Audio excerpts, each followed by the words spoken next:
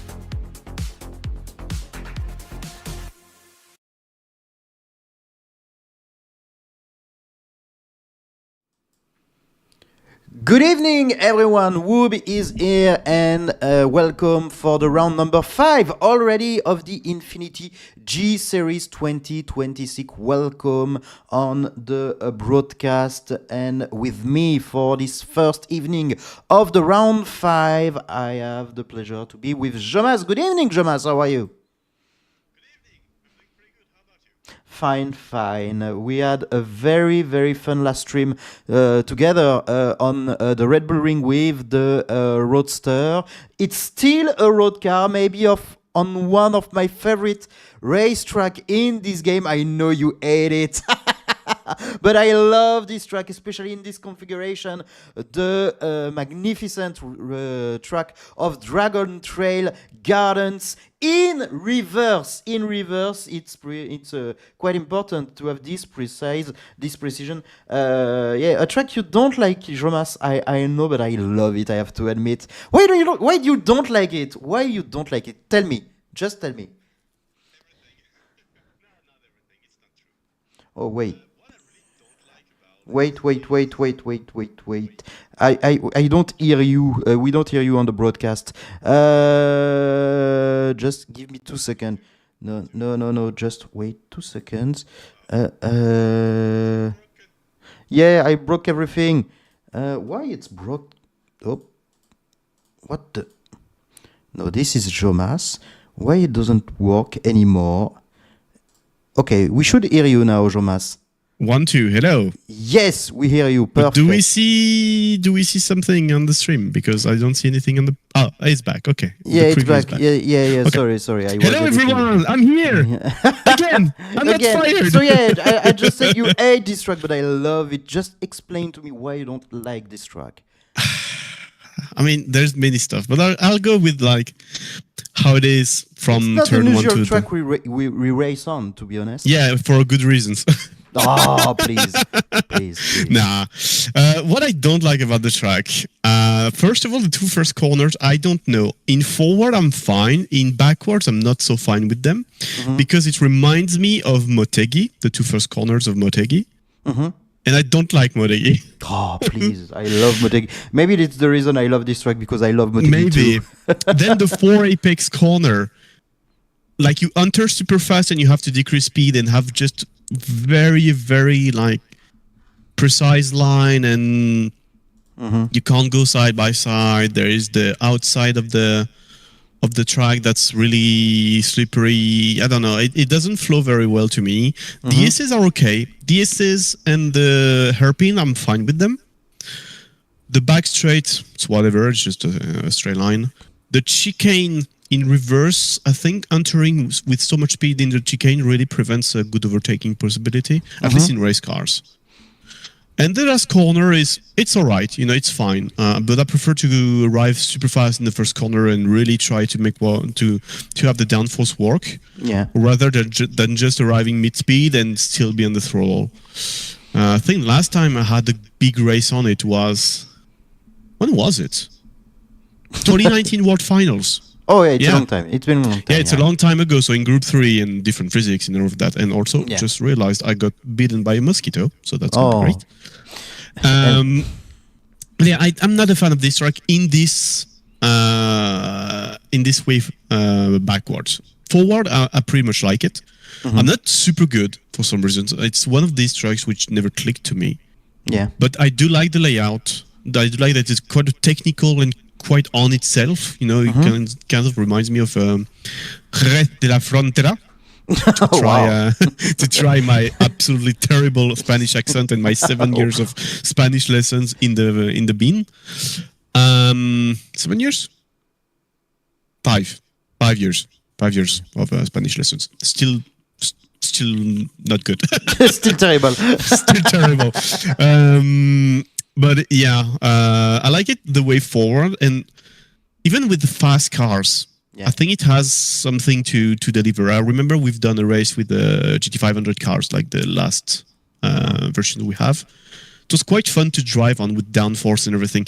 If there's one thing I'd redo on this track, it's the chicane, like the ending of starting chicane, like having to go on the actual sausages to go fast bothers me a bit. Yeah. I'd rather have, kind of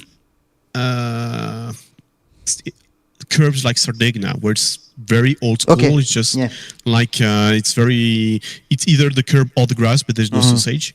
I'd rather have this on this track compared to the sausages we have, because the car just jumps a bit. On the stream, it looks a bit weird. But the track has, good scenery. It's one of the very few original tracks with actual rain. That's something to exactly. note. Yeah. But we won't have rain this evening. Yeah, we won't have rain, but it can have rain. And it's next to Dragon Trail Seaside that everyone loves, with the 5 corners and a half. Yeah, and the famous Chicken of Death, of course. Yep, famous one. Yeah, so not your preferred layout of Dragon Trail. We've understood everything. So negative, Jomas. Yeah, I agree with you, Finlay. Maybe you prefer the car we will use for this round 5. Finlay. The car we've seen on the pre-qualifying of the Infinity G-Series, the Porsche 911 Carrera RS from 1995. A quite old school car for maybe an old school track. Do you like this car maybe more than the racetrack or not? That's not hard to have a car that I like more than this track. Yeah. Again, this way around. But yeah, the car is nice. The car is nice. It's quite old school. It's as old as me. So it's from 95. Oh. It's cool to drive. It's not a race car, but it's not your typical road car with the suspensions that are super soft and everything. It's kind of a middle ground. Especially with these tires, I think. Let me remind me. Yeah, that's what I thought.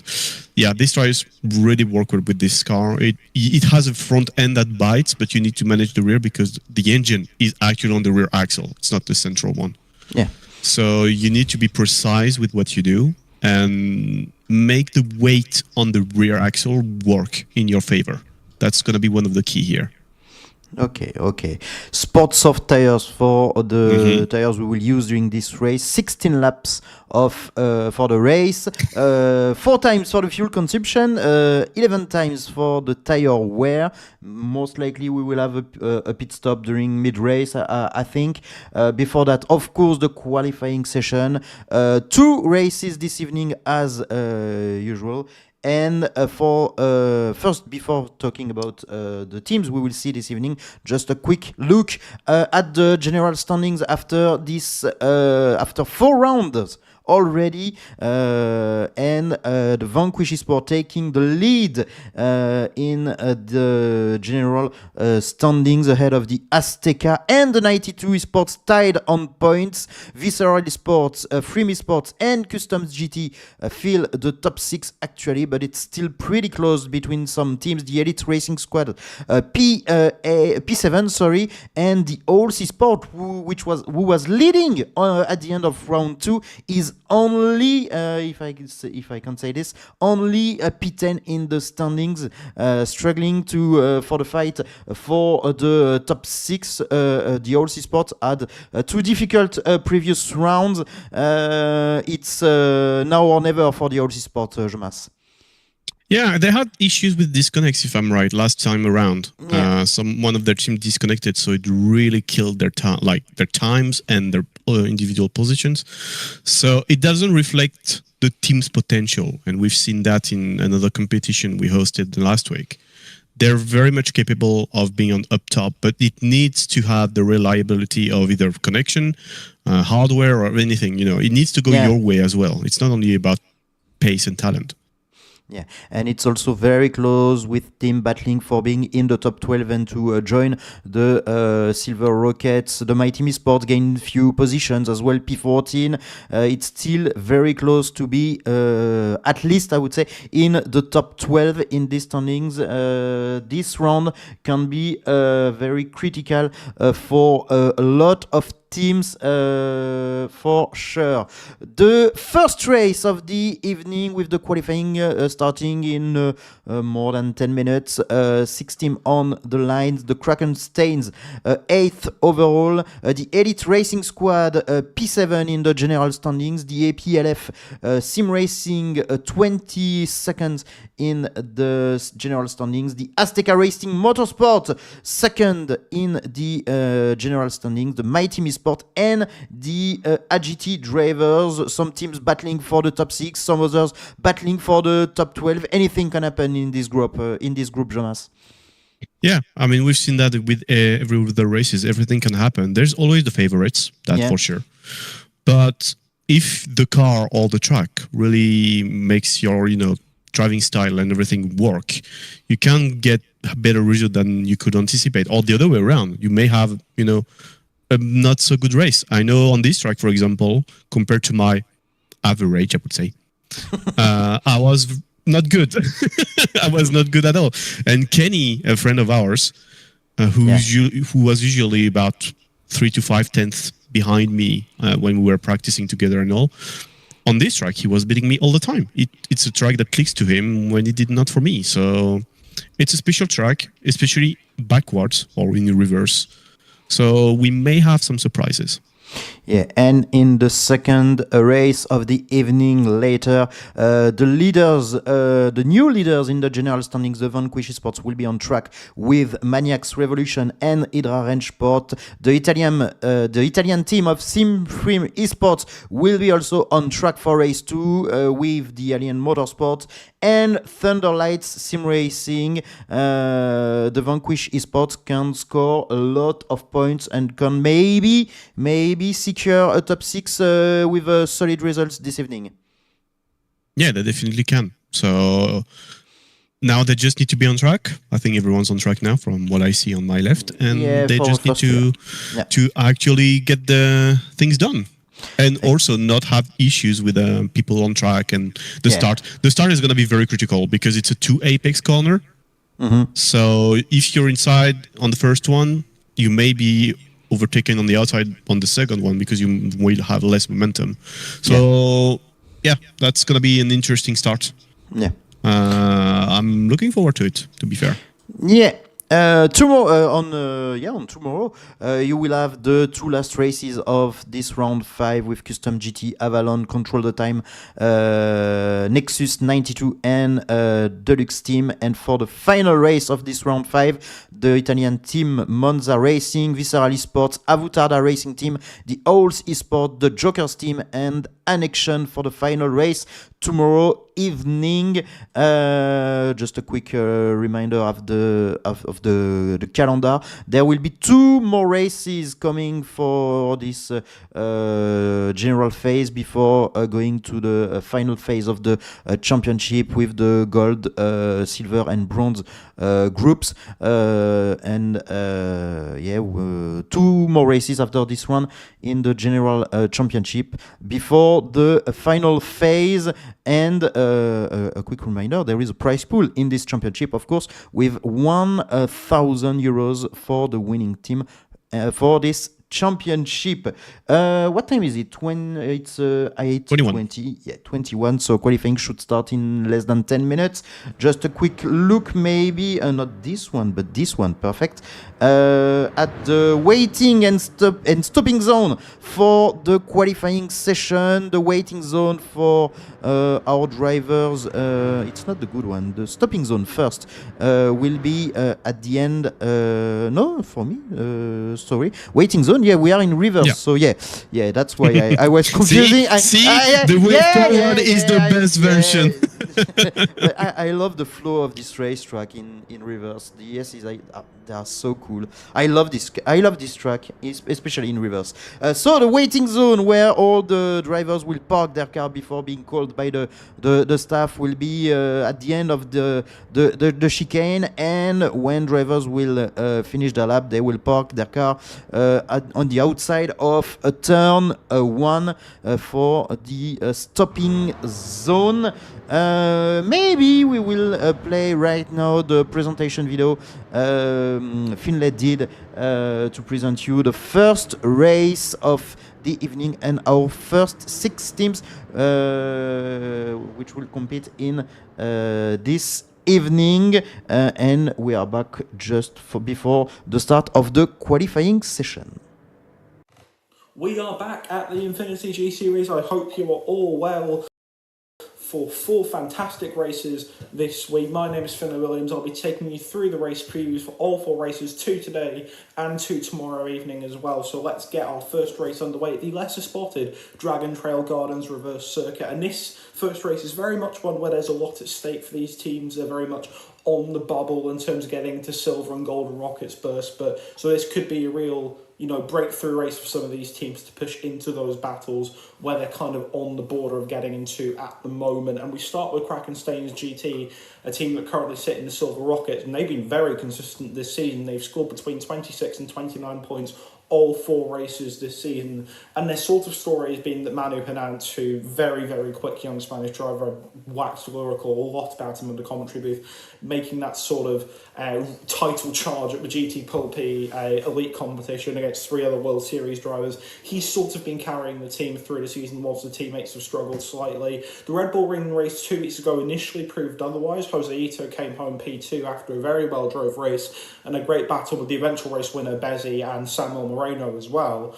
But Jose was given a 5-second penalty for an incident through the race, meaning he dropped to P5, and that run continues with Manu finishing ahead of his teammates. It was the first time this season. It is actually a best finish P5 for a teammate of Manu, but still not quite enough. And whilst they do currently still sit in the Silver Rockets berth, there's very much a feeling amongst the team that they have the talent to be in the Golden Rockets, but the sort of second driver needs to start carrying his weight a lot more than he has been, because Manu's been winning races, finishing on the podium. Only P5 at the best for the teammates so far this season, so you think that needs to improve if they're going to break into the top 6 come season's end. We then move on to Elite Racing Squad, and it was a good race for them at the Red Bull Ring. Bezzi picking up the team's second race win of the season after Nixo finished top of the lot at Mount Panorama in the second race of the season. Nixo did pick up a 3-second penalty, unfortunately we dropped them down to P4, but he still got the fastest lap, so 32 points garnered for them. A big consequence of picking up penalties is you don't pick up that clean race bonus, and that's something that's really set some teams apart of the season. We'll see when we get further down the list. But that lack of a clean race bonus cost them a top hole, but it's still solid points, and they now find themselves only 4 points behind Customs GT and a spot on the Golden Rockets, very much in the same fight as Crack and Staines. So they are very, as I said, they are in a dogfight, but Elite Racing Squad have sort of garnered a reputation of being really consistent, and that sort of suggests that I wouldn't be surprised if we saw them in the top 6 come the season end. If they can pick up another race win tonight, they'll very much be in a position to do so. EPL Sim Racing, by far the best race of the season for them 2 weeks ago at the Red Bull Ring. Double digits for the first time in the season, 12 points scored, and that's lifted them off of the foot of the table and ahead of Avitada Racing Team and Joker Z Team, who continue to struggle very badly compared to where we thought they'd be at the start of the season. Crucially, VPLF, they got their first clean race bonus of the season and a P8 finish for Sekou, P11 for Martin in his first race of the season. That clean race bonus saw them pick up 12 points in their first double-digit score of the season. They're still 54 points off of a Silver Rockets berth, so you think they're sort of consigned to that Bronze Rockets playoff action come the end of the regular season. But could the Red Bull Ring serve as some momentum to push on and give them a decent foothold heading into the playoffs? We'll see, and hopefully that can come true tonight. At Dragon Trail, Azteca Racing Motorsport are yet to pick up a 40-plus haul this season in the points, which is kind of the level we see of being a very good weekend. If you pick up 40 points, that's going to raise you up the table a lot. But they still sit P2 in the championship thanks to some extraordinary consistency. Diego Rojas has been one of my drivers of the season for Azteca. He has been phenomenal, and his P2 finish 2 weeks ago continues the team's run of a podium finish in every race this season. Abel is assisted by Jose Brea, very fast Gran Turismo World Series level driver. He finished in P4. But there is still only a 25-point gap to the drop zone, and none of the top 6 teams currently in a Golden Rocket spot, and that includes Azteca and your championship leaders in Vanquish Esports, can afford to drop off the ball at all in the remaining 3 weeks of the season. Or we could see similar to what's happened to Owls in recent weeks. They now find themselves in a dogfight to even stay in the Bronze Rockets, which would have been Silver Rockets, I should say, which would have been inconceivable 2 rounds before now, but they are, and Azteca don't want that to happen to them, so they can just keep their noses clean, fighting in the front. We should see them in the top 6 come the end of the season. Coming into our second group in this split, second team of the second group of this split, and my team Esports finally have a podium, and it stood. It's the exact opposite of 2 weeks ago, 2 rounds ago at Lake Maggiore, where Defcon crossed the line in P3 but lost his spot due to a penalty, which was picked up by Herr Kreuzer and the AGT team. Jaime Marti's penalty for Visceral a couple of weeks ago saw the Briton elevated into P3, and that is my team Esports' first ever podium finish in Mach 25 gaming, so congratulations to them. Punisher with a P7 finish means that is a best hole of the season for my team, 26 points coming from it, and they now sit 14th in the standings and in a serious position to launch an assault on the Silver Rockets and live up to their pre-season expectations coming in off the French tour. Can DEFCON's podium serve as a momentum builder for them? We'll find out tonight, but it was a very good effort for them. Let's just see if they can continue forward with that. Our final team in this split, AGT drivers, after a breakthrough 3-4 finish at Lake Maggiore with Herr Kreuzer picking up their first podium of the season, the pressure was on for AGT to build on that and push themselves to give them a real spot of a Silver Rockets berth. 6th and 8th at the Red Bull Ring, maybe slightly below expectations. They were fine, I guess, 20 points. It was a pretty uneventful race for them, but they are now joined to the hip with my team. They're only one position off of Annexion and a Silver Rocket spot, and if they can replicate what they did at Maggiore, it would be no surprise to see them back in the top 12 at the end of the week. So that's your first race of the week after a week off. I've been missing the action, I'm sure you have too, and I will see you to preview the start of race 2 in about an hour's time. So I will see you then, but goodbye for now. Thank you very much, Finlay. Thank you for this video and the presentation of our 6 teams for this race 1. Everyone is in the lobby waiting for the call for the start of the qualifying session. Just being back to this view, much better. Just removing this, perfect. So, Jonas, have you taken a look at what we can expect on track with this car for this combo? You've noticed something for the qualifying session regarding the slipstream. We will be on weak slipstream for the race, but real slipstream for the qualifying session. Yeah, because I think weak slipstream during qualifying would be too overpowered. For like team play and everything, real will still give an advantage with the bump draft and everything. And as we speak about qualifying, it's actually starting. Perfect. But weak will be a bit too strong for a one-lap shootout, so the organizers decided to not have it on both. Yeah. And yeah, so this is 2 modes where they will have to actually be used to, because weak slipstream is way more stronger than real one, with less dirtier. I don't think this car has much dirtier, if anything. But still, it's gonna be noticeable, especially in the straight lines. So yeah, I think it's a good call. I personally think it's a good call. Now to see what the drivers will do with this. Exactly. Let's switch to the full screen right now. Perfect. And let's take a look at our drivers for this first race. Regarding the Krakenstein, it's Cuerdo. We've seen already in the InfinityGSeries, and his teammate is Rule for the Krakenstein GT. For the my team, it will be Punisher and DEFCON. DEFCON with finally the first podium for the my team esports with this 3rd position before the break on the Red Bull Ring. For the Azteca, we have again Gibrea and Diego Rojas. For the Polish team of the Elite Racing Squad, it's Nixo and Bezi on track. Perlita for the AGT drivers will race with Raúl Toledo, and I think there is one more team. Azteca, it's done. Martinez for the EPLF, and Sekou, we've seen already Sekou will race for the EPLF. No, it's Martinez. Yeah, Martinez and Sekou, Raúl Toledo and Perlita for AGT drivers, Cuerdo and Rule for the Krakensteins, Bezi and Nixo for ERS, DEFCON and Punisher for my teams. I think we are good. And Brea and Diego Rojas for the Azteca.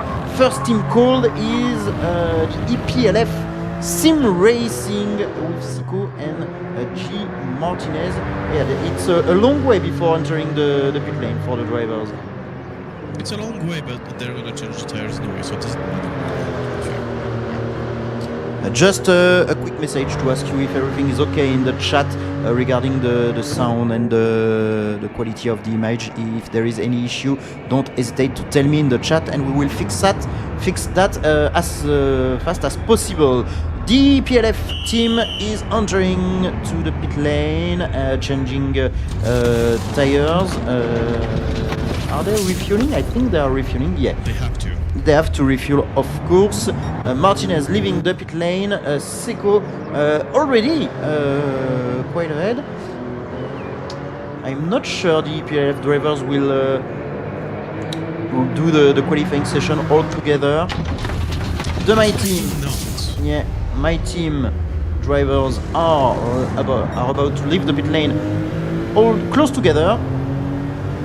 Yeah, definitely not the same strategy, I think, between the PLF and my team, and the GT drivers, Perlita and Raúl Toledo, are entering into the pit lane. Yeah, definitely the PLF drivers will drive all alone. Yeah, it depends on their pace. If they have such a big gap between the two drivers, there's no real benefits of trying to play the bump drafts. Maybe slipstream for a little bit, but then it's so marginal. I don't think it's worth it. Yeah, Punisher and Defcon are close together. Same strategy to be packed for Perlita and Raúl Toledo in this qualifying session. It's only a one lap session for this qualifying session, like for the rest of the championship, of course, for the viewers who are maybe not used with the format of this championship. Team called by one, and only one lap shootout for the qualifying session. Seco and Martinez much closer than when they were leaving the pit lane, and it's the start of their lap time for the PLF, and Defcon and Punisher are leaving final corner. Oh, not the same line. It's for both. Yeah, very wide for Seco. Yeah, very wide for Seco. While Punisher and Defcon ahead of his French teammate, entering into turn 1. Yeah, much better, I think, for the mighty. Back to Sekou and G. Martinez entering into the S's section. I've seen the 37.2. That's going to be my reference so far. Okay. The first sector. I'll let you check for Defcon and Punisher. Now Sekou entering into the hairpin. 36.5. Punisher. Very quick. Yeah. It's already 7/10. 7/10 quicker in only one sector for the my team in sector 1. Now in the back straight for Sekou and Martinez. The sector 2, the end of sector 2 in the middle of this back straight. 11.4, yeah, for Sekou. Yeah. It's the cumulative time, it's not the sector time. Yeah. So Punisher might be like 10.5 or something like this. Let's take a look quickly of Defcon. Yeah, 10.4. 10.4. Yeah, much quicker than my team drivers Yeah. in this session. Oh, Sekou drifting at the exit of the final corner. Now to cross the line, Sekou with a lap time of 1:44.651 for Sekou. Martinez 1.6 seconds behind his teammate. That's a lot. That's a lot. Most likely last place if it's a mistake, to be fair. And Defcon and Punisher to cross the line, I think with the 1-2. Yeah, oh, Punisher 1/10 quicker. Perlita and Raúl Toledo are about to cross the line as well. Oh, the penalty for Perlita. Penalty in the chicane. Oh, that's quite hard for Perlita. Perlita will start the qualifying. Oh, and he will have the slow zone, so he will have a validate time. Yeah, the time's going to be valid at least, but it's, yeah, that's half a second. Almost, though. Oh yeah, almost. He was quick, and Toledo only P4. Perlita P3, not far behind Defcon, by the way. That's pretty interesting. They have a good pace. The IGT drivers, and Bezi Nixo for the RS in their outlap. Same for, I think, Bull and Cuerdo in the pit lane, and I think Brea and Roras, are called last. Yeah, let me check something. Yeah, I'll let you check. I'll let you check. Okay, okay. I was afraid we were about to run out of time for the last team, but it is a 15 minutes. Yeah, it's 15 session. minutes. Yeah. Yes. So no worries with this. Bezi and Nixo. Oh no, they are not in their outlap. They are just been called. So they are pitting now. Brea and Diego Rojas in their outlap. So I think Cuerdo and Rule, Cuerdo and Rule are in their outlap after pitting. Yes. Yeah, first team to be to do their lap time in this second part of the qualifying session, and it's sliding a lot for Rule. I'm not sure it's very effective. A reminder regarding. Cuerdo almost lost it. Yeah. Be careful to not take damage in the outlap. Yeah, very, very interesting the way Cuerdo saved the car, pause menu, and let the AI actually Do the job for me. Please, game, do the job for me. Maybe they try to put some temperature on the tires. But yeah, I can't see the value, so I'm not too sure. But pitting is always, you always have colder tires after pitting, so that means you want to put tire temp, especially on sports tires. Okay, let's stay with Rule on board for the qualifying lap of the Krakenstein's GT drivers. Cuerdo just ahead.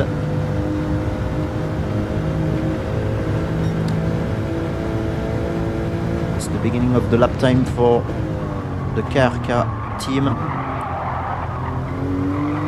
Yeah. It seems Rule is fighting with the car. Yeah, Cuerdo is way smoother. Yeah. And the RS are about to start the lap 2, entering into the final corner of this amazing racetrack. Oh, Cuerdo, yeah.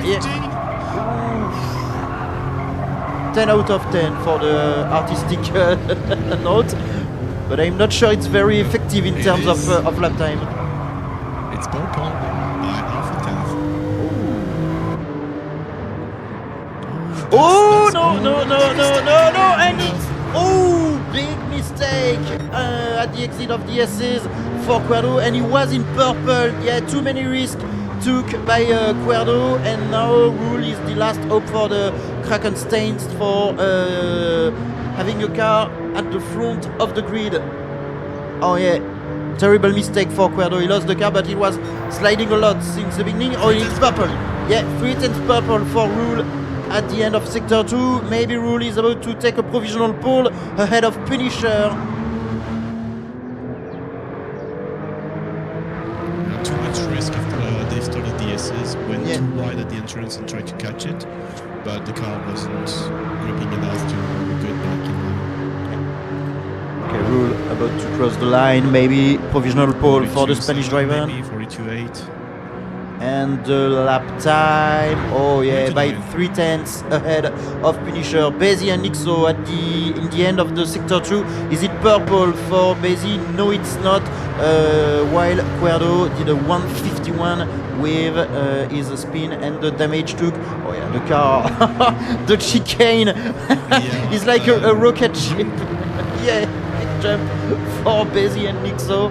I think it's gonna be fun to watch when they will be race. Okay, Bezi and Nixo in the last corner. Oh, Nixo too wide at the exit of the final corner. And 1/10 purple. okay, and Bezi P2, Nixo P3 ahead of the two My Team drivers. Gran went wide at the start of the chicane, so that's at least a tenth of two lost. At least.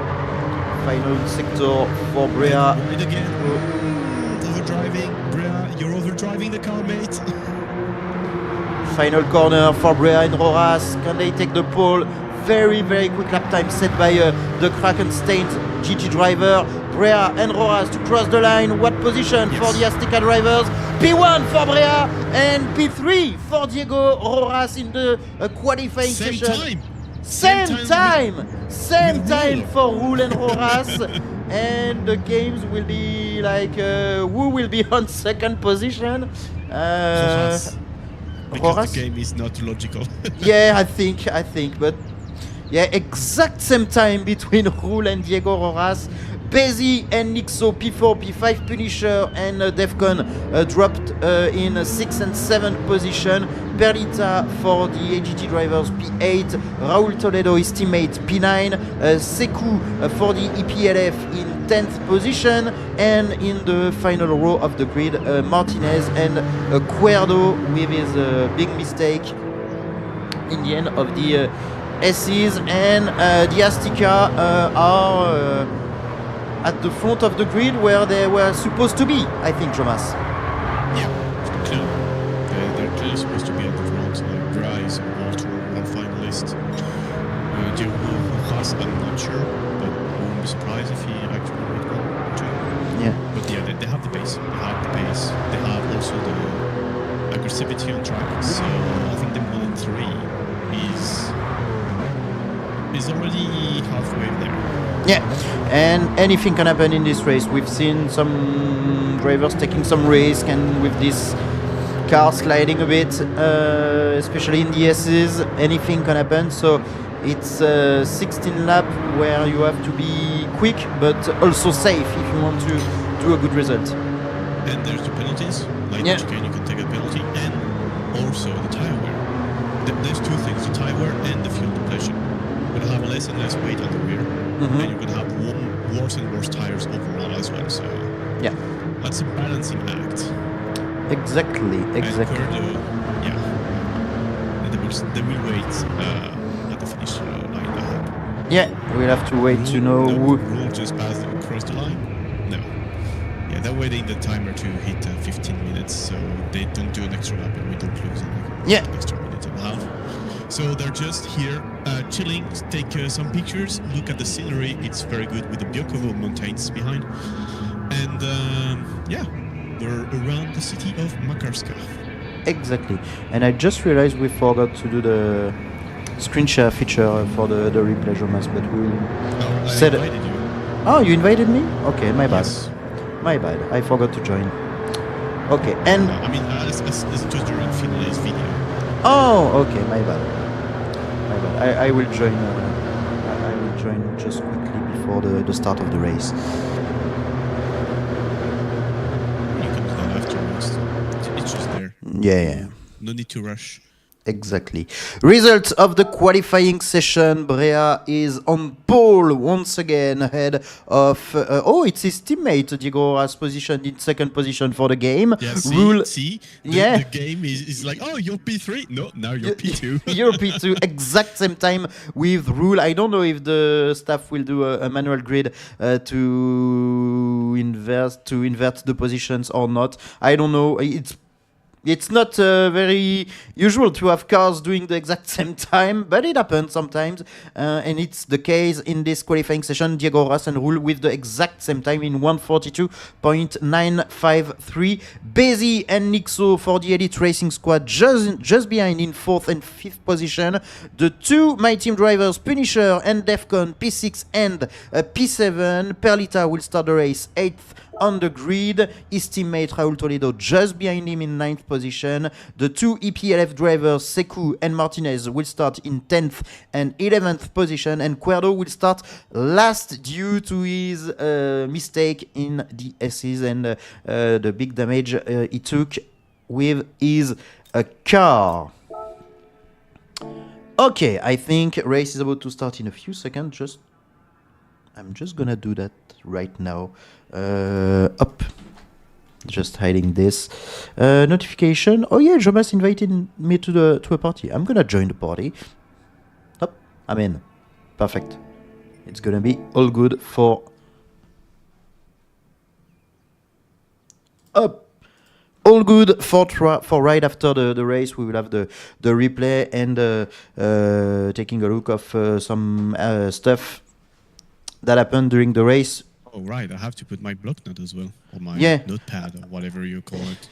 I also have it ready to type everything if there is anything okay, to so I'm anything gonna to watch. preemptively say start of the race. Yeah, maybe anything gonna happen. Yeah, and it's pretty close between start-finish line and the first corner. So yeah, we can have some action after only one turn. Okay, good luck. I think we will start the race like this. Diego Rojas ahead of Rule, despite having the exact same lap time. But Rule did the lap time before Diego Rojas, but because the teams were called in this order. And race is about to start. We don't know if the game actually take more decimals, like if it sees the 4th or 5th, and we don't or if there is any other parameters taking. We're not too sure for about this. this. Yeah. Okay, let's show all the information. Everyone is on sport soft tires, 16 laps for this race. It's 4 times for the fuel consumption, 11 times for the tires wear. Careful of the false start. And we are racing on Dragon Trail with the 2 Azteca Motorsport drivers ahead, but Rule with a very good start on the inside of Diego Rojas, maybe to take the second position. And he is now in second position, behind Defcon, losing already a position with Nixo in 6th position. Defcon have to defend his position again. Against the 2 AGT drivers now, Perlita and Toledo.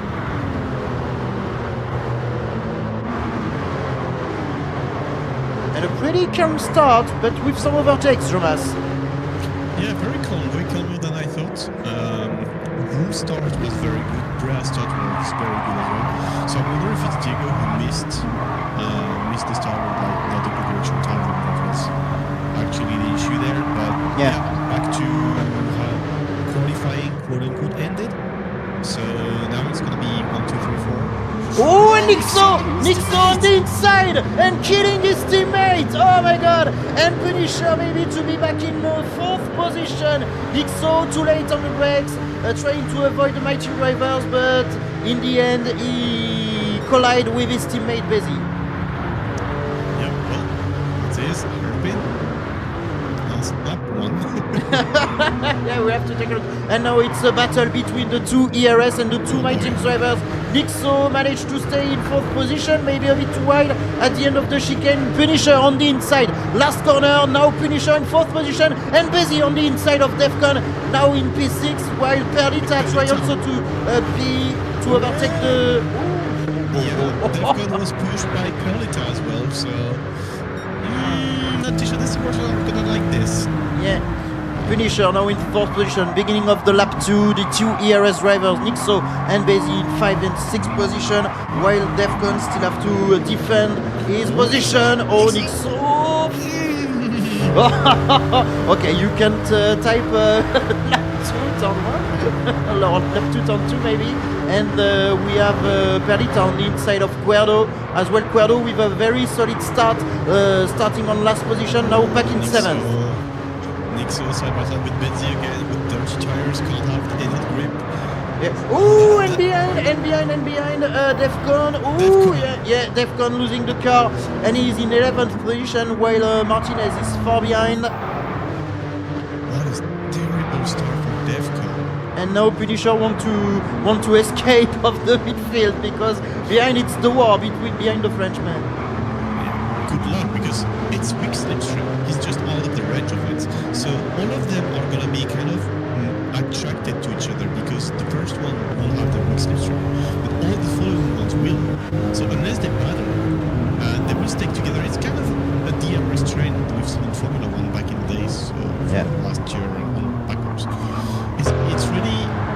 It's really like if you break it, that's good, but if you don't, they're gonna come back easily.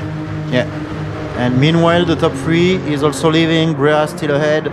Rule in between the 2 Azteca Motorsport drivers.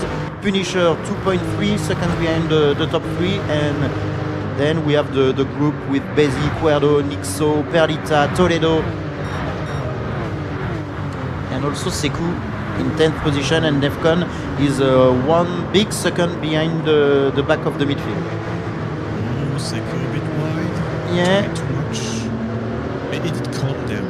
I think Bezzy is like he had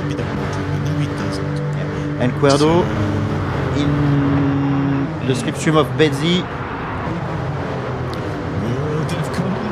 Defcon, are you okay? Okay. Ooh, no. He's spun Defcon.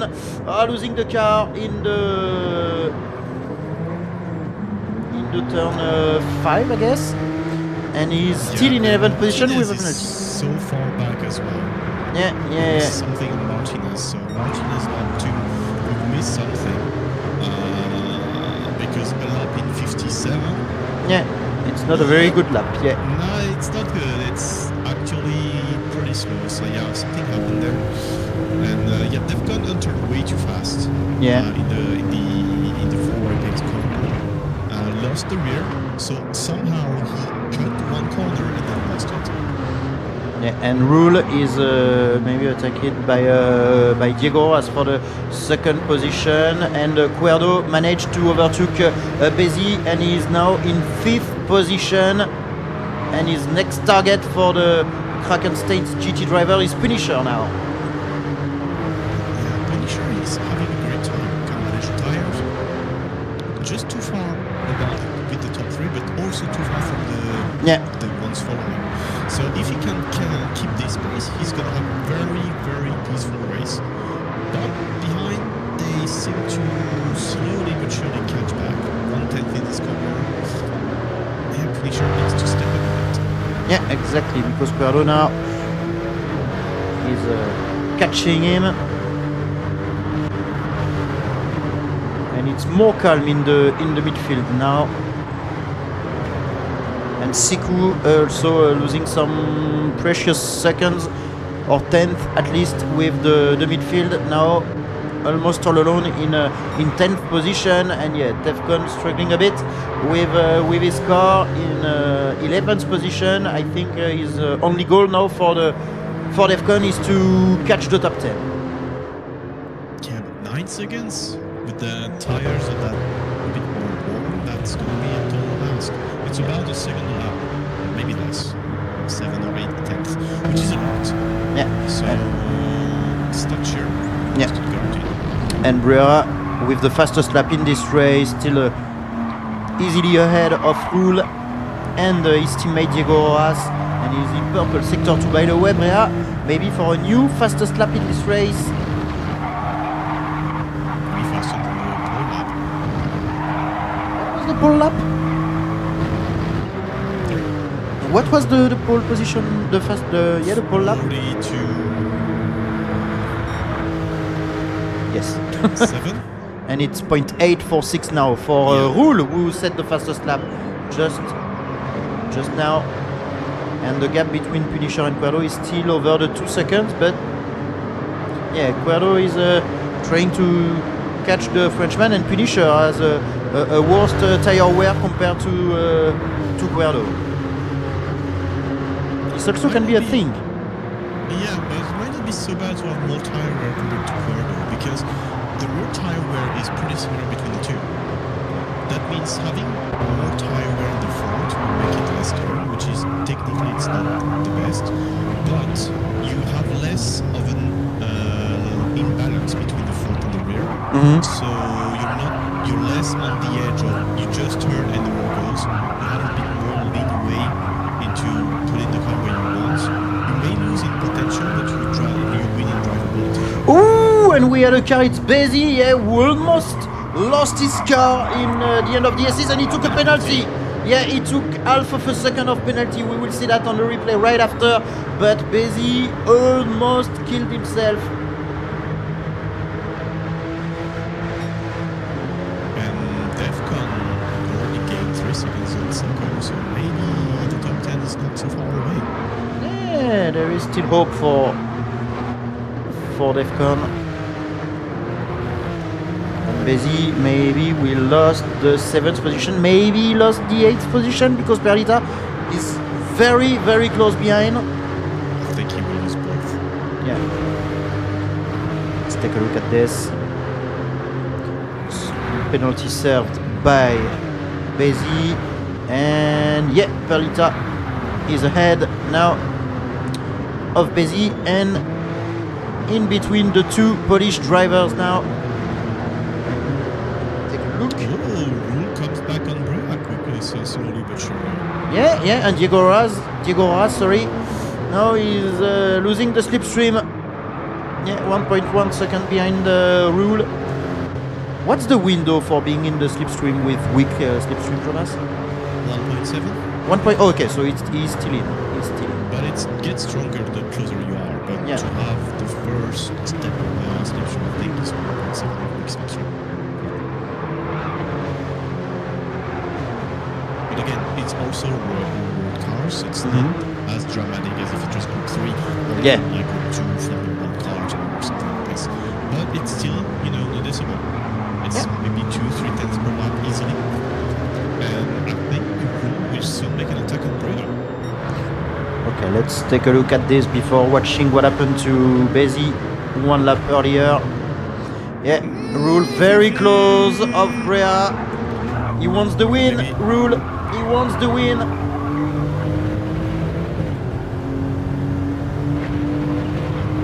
Behind it's very calm. But with this fake attempt, he lost a bit of time on Brea, so might not have been the best move. It also didn't seem intentional. Yeah. So yeah, but the tires, they're not so happy. Oh no, they are not in a good shape, so yeah. I think they're made of paper. Let's take a look on how Betty almost lost his car in the end of the S's. And Cuerdo also just before was on the limits. Oh yeah, he put 2 wheels on the grass, tried to brakes on the curb. Yeah, it doesn't help at all. Brea drifting on the edge of losing it.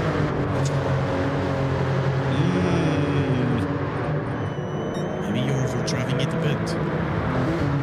Yeah, and rear tires are very, very warm. Yeah, and like he's drifting so much in the 4 apex corner that I see the indicator turning to red. So the rear tire must be very, very hot, like too hot for having the optimal grip as well. So on top of the tire wear, there's the tire temp, and if there's a worse tire wear and a worse tire temp, it might be more dramatic compared to And what Defcon we hit in the 4 apex turn. I saw a car upside down, and it was Defcon with a mistake. Let's take a quick look. Oh, and he was so close of P10. Oh no, yeah, and he did ooh, nice drift. Not effective. Oof, yeah, oof. Well, yeah, not bad. Not good at all for Defcon. Big crash for him, and he's now 7 seconds behind Siku. But no damage anymore. It's on light damage. It is on light. It is on light. Okay, my bad. I thought it was on heavy damage. Really afraid of some tires. Yeah. But on P8 and P7, we have Betty and who was it? Perlita? Perlita fighting it. Yeah. Busy who was to manage the defense against the 2 AGT drivers just behind him. It's not done yet in the midfield. And one thing I noticed is Rule is significantly worse than Brea in the chicane. I think he's a tiny bit faster everywhere but the chicane. Every time there's like 2 or 3 tenths lost here, which prevents him from an attack, so if there's one thing to consider. Oh, Punisher in the S. He's almost lost it as well. And Cuerdo is now 7 tenths behind the Frenchman. Yeah. I'm not sure Punisher will keep his P4. Oh, and the tires on Punisher's car are absolutely terrible. It's yeah, but even the front tires are in very bad shape for Punisher. Yeah, and Cuerdo now in the slipstream of Punisher, and Cuerdo in a very good position now to get this 4th position. I think we're going to see everyone going to the pits. Yeah, at mid-race. No. Yeah, it's... Rule? On the pit entry? No. I would have tried to go on the side. Oh, and it will be a 3 seconds penalty for Punisher. It's gonna be a 3 seconds penalty for Punisher crossing the pit lane entrance. definitely a 3 seconds penalty for the Frenchman. While absolutely everyone is in the pit lane refueling for everyone. And Brea will leave the pit lane second because Diego Rojas, with 10 liters less than his teammate, overtook 2 cars. With this pit stop, he's now the new leader in this race. Ooh, it's very offensive, and pretty sure with the 3 seconds of penalty as expected. And everyone behind, that's gonna be from P4 to at least P9. Yeah, not a good news. We've seen live the Frenchman cutting the line of the pit lane entrance, and the 3 seconds are fully deserved there. What a terrible day for Mikey. Yeah. Well, not for Punisher. He did a first half very, very, very good. But one mistake and it's all gone. Yeah. 3 seconds. Yeah, it's definitely P9 now for him. Or no, P8. My bad. No, P9, yeah, P9, because Sekou is P10, Defcon is now only 5 seconds behind. Yeah. I'm so surprised by this strategy of Diego. That's going to be such a fuel-saving maneuver, but if he can pull it off... Maybe we'll try to use Brea as a shield against Rule, and the Azteca will try to finish 1-2. Maybe it's also, or it can be a strategy of trying to pull Brea back with the slipstream. Yeah. And just doing whatever they can with the fuel. So that's a risky strat, but I think they have to. And Punisher is about to serve his penalty and to lose many positions. Yep, that's 1 position. 1, 2, 2, 3, 4, and 5. Yeah. P9 now, Punisher, P9 and P11. Yeah, this penalty cost a lot. That cost a lot indeed. Yeah, and on a crucial run like this, and my team is still fighting for being at least in the top 12, fighting for being in the silver rockets. But now with this provisional results, it's gonna be very hard, or they need to perfect last round if they still want to be in the top 12.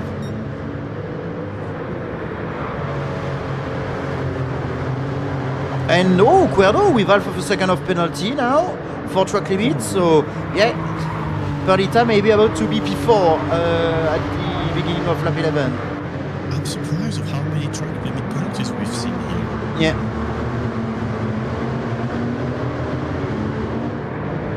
And Diego are still 1 second ahead of Brea and Rule. Rule still behind Brea, but very close. And Defcon almost on the rear end of Sekou.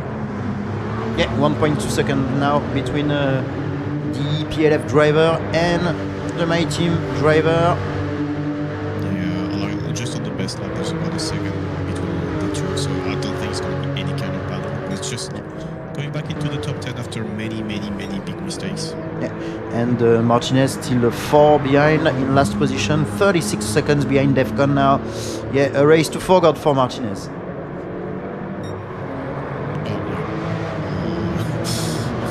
I'm even wondering if he's not gonna be lapped. Maybe, yeah, maybe. 40, less than 40 seconds to catch. Yeah. Then It might happen. Rule still trying to overtake Brea.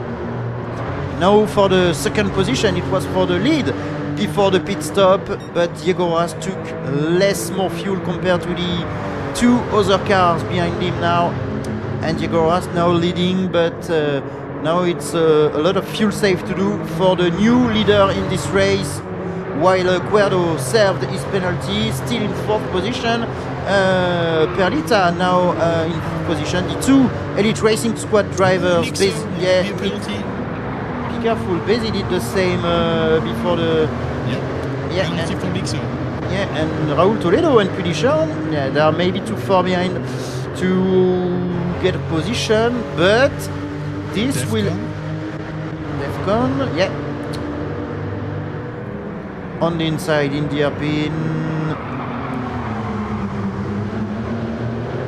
Is it good for Defcon for the 10th position? Not yet. Not yet, but I think for the chicane it will be good.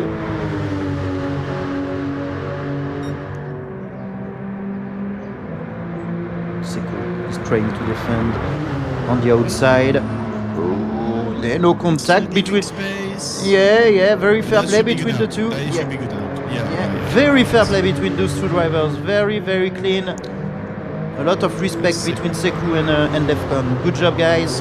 Sekou could have tried here, but knows the pace is not there, so there's no need to. Oh, the two almost crashed. That was so close for Defcon and Sekou, but they are still alive. I don't know how, but they are still alive. I wonder as well. And Brea maybe about to overtake his teammate. Yeah, too much fuel saved now for Diego Rojas. 5 laps remaining in this race. What Diego can do is beat the shield and actually slow down the wheel. But Will will be able to go flat out in this race. So. Oh, that's an opening maybe for Will. That's maybe a miss. No.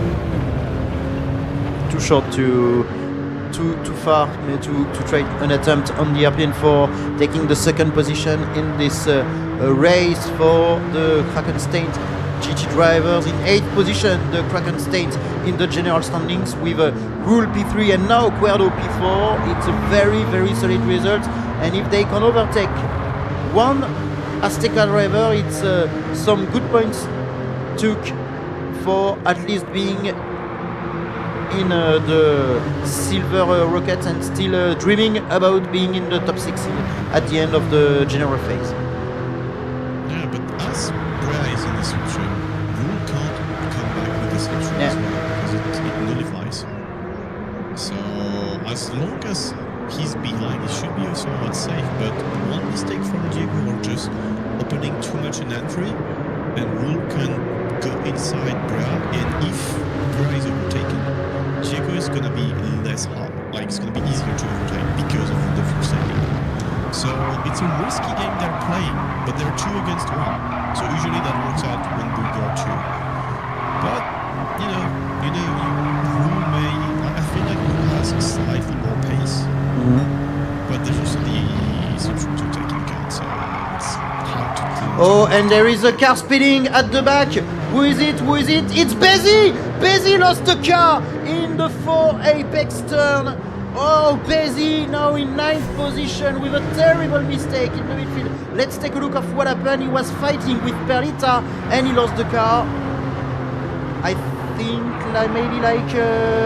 Defcon. Oh, he jumped on the curb and he lost the control of his car. Oh, yeah.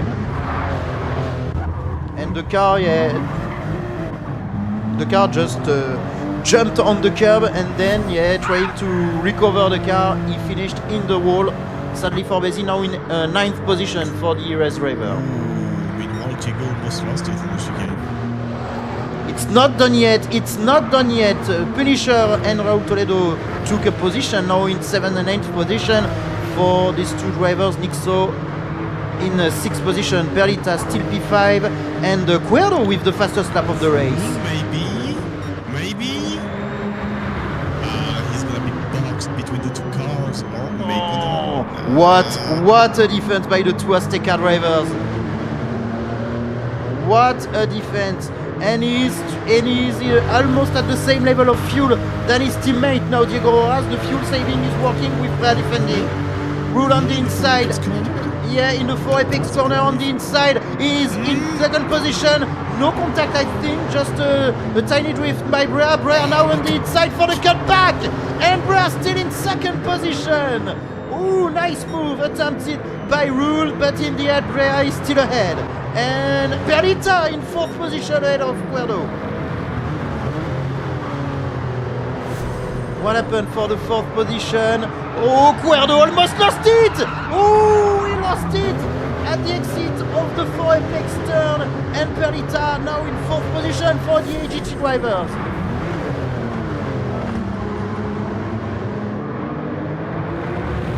what a result it would be for the AGT drivers with Perlita P4. I think the best position is Raul Toledo finishing P4 as well in the round 3. But other than that, they never finished in the top 5. They did only one top 5. Maybe it's the second. 1-2 again? Oh yeah, Rule on the inside. Rule on the inside. Last corner, no. No, still have more exit though. And now Diego has the same level of fuel. Less slipstream. Yeah. And Diego has now with the same amount of fuel compared to Brea, or almost. And now Perlita has to defend his position against Cuerdo. Cuerdo maybe on the inside on turn 1. No, Perlita still ahead. And Nixo also can finish before. He can still finish before Nixo. He's got more fuel. Yeah. So he may be able to go up slightly more in the RPM at the end of the race, at the end of the straight, but there's only 2 laps remaining. Oh, Perlita! Oh, Nixo, he lost the car, Nixo! Oh no, at the exact same position than his teammate few laps ago, and Nixo now is in the middle of 2 groups, with Perlita and Cuerdo now fighting for the P4, and behind, just behind him, Toledo and Punisher fighting for the 7th position. Oh yeah, the end is not going well for the 2 Elite Racing Squad drivers, Jonas. This is not good at all. And I'm surprised as well about how many mistakes there is. Yeah, but maybe 1 tires and a very light car, and this Porsche is maybe unpredictable in terms of behavior. Oh yeah, it's not the easiest to predict. And Rule still very close of Brea, and we will enter in the final lap of this race, and we will have a lot of things to rewatch during the break, Jomas. The break, Jomas, I think. Be able to watch everything. Yeah, maybe. Yeah, and we also have the preview of Finlay to show you for presenting the second race of the evening coming in few minutes. But before that, the final lap of this amazing race. Diego Roa still ahead of his teammate Brea. Rule still fighting for maybe taking 1 or 2 positions, while Cuerdo, his teammate, on the inside in turn 1, taking the 4th position of this race on Perlita. And Nixo has to fight with Raul Toledo for the 6th position. Yeah, Punisher is quite... trying for apexes. Oh no! Oh, he almost lost the car, and I think it's done. It's done. It's done. The Azteca is about to do a 1-2 in this race. Let's rewatch this on the replay. What happened to Rule? Oh yeah, he lost the car all alone. Oof. Yeah. Yeah, and I think it's done. Brea and Diego Roas are about to take a very solid 1-2 in this first race of the round 5. Behind Cuerdo on the inside on Perlita, turn 1 is in 4th position. Also a very good result for the Krakenstein's GT team.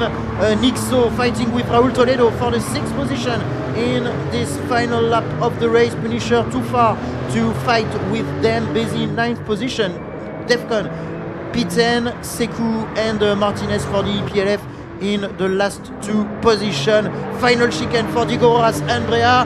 Maybe the second win in this season for Diego Roas. And I think, yeah, it's Diego Roas to take the checkered flag in 1st position. Second win of the season for Diego Roas.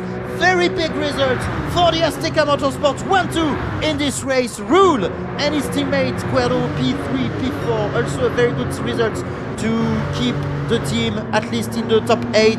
Perlita P5, Nixo P6, Raul Toledo P7, Punisher P8, Bezi P9, Defcon in 10th position, and the 2 EPLF drivers last in this race. What a final we had, Jomas. That was quite entertaining.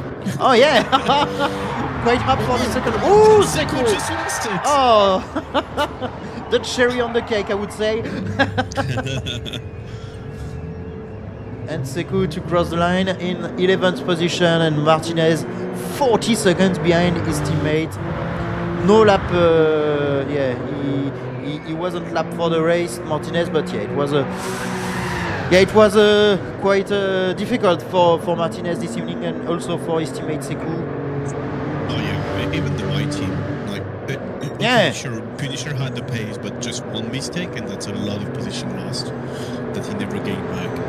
But same, one big mistake and that's done. It's what matters in these races. If you do one small mistake, you may just lose 3, 4, 5 positions, and that's the end of it. So clearly, the car is not easy. It gets harder and harder every time, every lap. So yeah, being very careful about the car, being very careful about your tire wear and all of that. Yeah. So yeah, this is this is quite entertaining. I think the weak slipstream helps as well. Yeah, exactly. It's not too strong. Whatsoever, but it is definitely a good effect. Yeah, so the results of this race, Diego Ras and Brea, P1, P2 in this first race of the evening. The Krakenstein's GT team, P3 and P4 with Rule, P3 and Cuerdo, P4. Yeah, if only Cuerdo wasn't last on the grid, I think it would have been a great battle between those two teams. But Cuerdo managed to finish in 4th position with the fastest lap of the race in 1:42.569 for him. Perlita P5 for the AGT drivers, Nixo P6, Raul Toledo P7, Punisher P8, Bezi P9, Defcon P10, Sekou and Martinez P11 and P12 in this race. You can tell me, Jomas, when you are ready for the I'm on the replay. For the replay. Okay, let's just leave the replay. Nixo. Share screen, I saw it. Share screen. Okay, I'm on it right now. I'm on it. If you want to show you some. Nixo, lap 1, hairpin. Yeah. Where he punted his own teammate. Oh yeah. In lap 1. Was it lap 1? Oh yeah, it is. Yeah. Yep. So what happened? What happened to Nixo? I think he tried to overtake Punisher and overcooked it. I think that's what happened. Oh no! No! Oh yeah, friendly fire. And then Punisher overtakes back, so it's just a loss situation. Yeah, exactly. Yeah. That's not good. Yeah, too bad, sadly for them. I mean, I'll still wait because it's like side by side, slow. Yeah. You gotta tell them it's not a formation lap. If it was a formation lap, it was done very nicely. It's a bit fast, but fast, but at least the positions are good. Yeah, see, look, they're still side by side, 2 rows. It's not NASCAR. Sorry, guys, it's not Le Mans Ultimate. Daniel Perlita pushed Defcon, I think it was. Yeah. Only to see that. So that's Perlita here. Yeah. With Defcon just ahead on the inside. Yeah, the contact is there, definitely. I don't think the stewards are gonna like this. No. Maybe a penalty coming for Perlita. And lap 2, turn 2, there was something as well. I don't remember who it was. Turn 2, lap 2. Nixo again. Where's Nixo? Nixo's here. Oh yeah. I think he got pushed by his own teammate. Again? I mean, it's the other way around this time. Yeah. Yep. And that was just enough to go on the grass. Yeah. And I was so close with the barrier. Like, I would try to see that quickly. Yeah. Oh, let's switch to full screen. Sorry. Yeah, it's not as close as I expected, but yeah. Still too close. Exactly. What else? Defcon lap 2. Where is Defcon? In 11th position. Oh, I think it's where he lost the car, the first time. Here, I think. Yeah. Is it here? Maybe later. Maybe later. I didn't note the... Ooh! Oh, yeah, it's there. First time. Yeah. But he lost it later in the 4 Apex turn. Yes. Yeah, it's still battling in front line. Oh, bump drafting between the two AGT drivers. Yeah, I mean, why not? What else? Defcon lap Again. 3 for Apex. Yeah, it's where he lost the car with the big smash Lap on the 1 rail. pushed off down to 11. Lap 2 losing it. Lap 3 losing it. Ingots, yeah. That's not a good start. That's not a good start, and honestly, oh yeah, that's what I've seen. And then he cut here. Yep. Oh no, he did cut before, and then yes, just nothing can do. Like, this is such a tricky 4-apex corner. It reminds me of Istanbul Park, but worse. So yeah, sadly, it was a very it's very not difficult good. race, for him. Sadly, Martinez lap 2? 2. Question mark? What happened in lap 2? Maybe he lost it. It was in lap 1 where he lost it, I think. Yeah, what happened to Martinez in lap 1? Oh. Oh, yeah. Oof. Not cool. Yeah, it's like Yeah, saying, yeah. hi, welcome to the garden. Exactly. Was the first bring a victim. lawnmower? First victim of the gardens. Yeah, it's just... so it might have been lap 1 then. Then Yeah. Betsy, lap 13. Yeah, let's fast forward to the end of the race, because then that's we will have Betsy. the presentation video of race 2. Yeah, and you also had, replays and all that. Yeah, exactly. So lap 13, Betsy, what happened? Oh yeah. Okay. Just. But can we just watch the 10 seconds before? Oh yeah, we've seen. We've seen it. He Yeah. jumped on the curb, it unsettled the car, Oh. and it grid back. Oh, that's... And he's got to wait. How does it be? How does it look like from the outside? Not view? good. Not good. Oh, and Perdita was very close also, just ahead. He Oh. almost catched it, but just tiny bit too much of Yeah. And the car said no. counter steer, and the car gripped back, and that was it. Yeah. Nixo lap 15, same corner. I guess they practice together, and they also practice that. Lap 15. Oh, perfect. Oh, oh wow. Not You're good. corner, but Oh. that's not as bad, but it's still Ah. not good.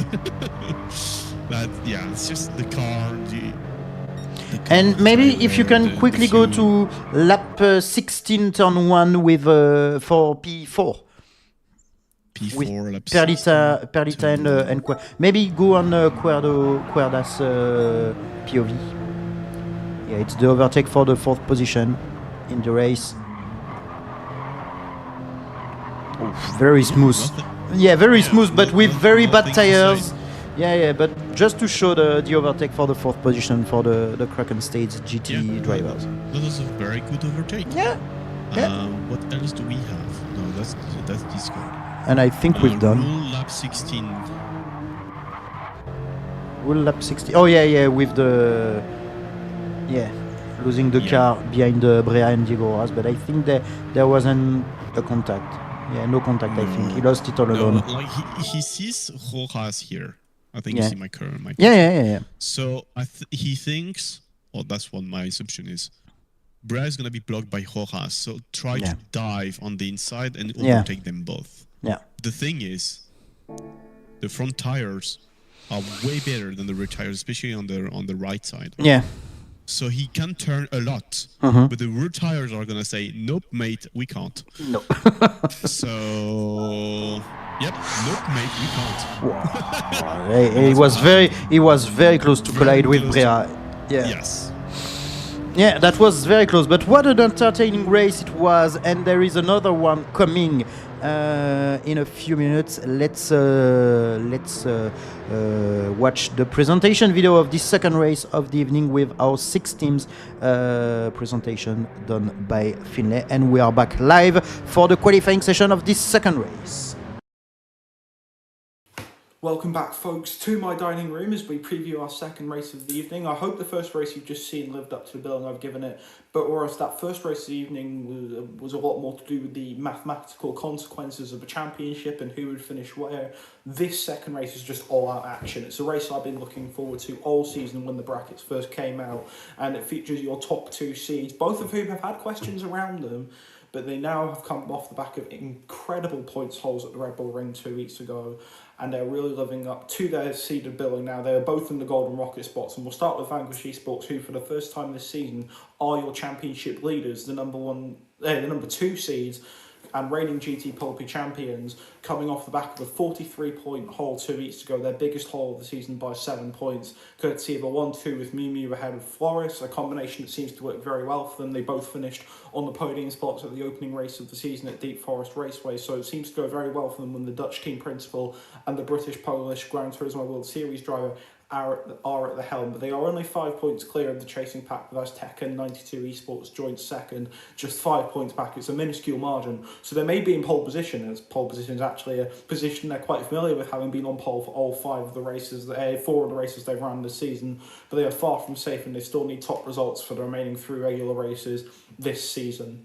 Moving on to Maniacs, with both drivers finishing in the top half for the first time this campaign. It's seemingly dire straits for a pre-qualified team. They're well behind the Silver Rocket spot, and whilst they are finally starting to get their act together now, they're being punished for a comedy of errors earlier on in the season that really did cost them both position and points. They need similar results to what they got at the Red Bull Ring for the rest of the season, realistically, and hoping that their rivals, the likes of Annexion and other teams in that sort of silver-bronze bubble, do capitulate to somehow pluck a Silver Rockets finish out of what would be thin air, but they cannot afford to realistically have a bottom 3 finish at any point in the season, otherwise it may be curtains for any top 12 ambitions the team have at the moment. And the final team in this group, Hydro Rensport, started the season at Deep Forest Raceway with 25 points. A really promising start for them. They have petered out somewhat since. 13 points 2 weeks ago is their best finish since then, with a clean race bonus and 8th and 9th on the road. And they now, inexplicably at the start of the season, find themselves in 19th, a gutter position, with a minor miracle basically required for them to promote themselves to a silver berth. They're mainly racing for pride at this particular point in the season and hoping to tee themselves up for a decent position in the Bronze Rockets come the playoff race post-Barcelona. Moving on to Freedom Esports, your number 1 seeds, your defending InfinityGSeries champions. I and quite a few others asked a lot of questions from them the last few rounds, with only 21 and 18 points in the last 2 races. But there were 2 races before the Red Bull Ring.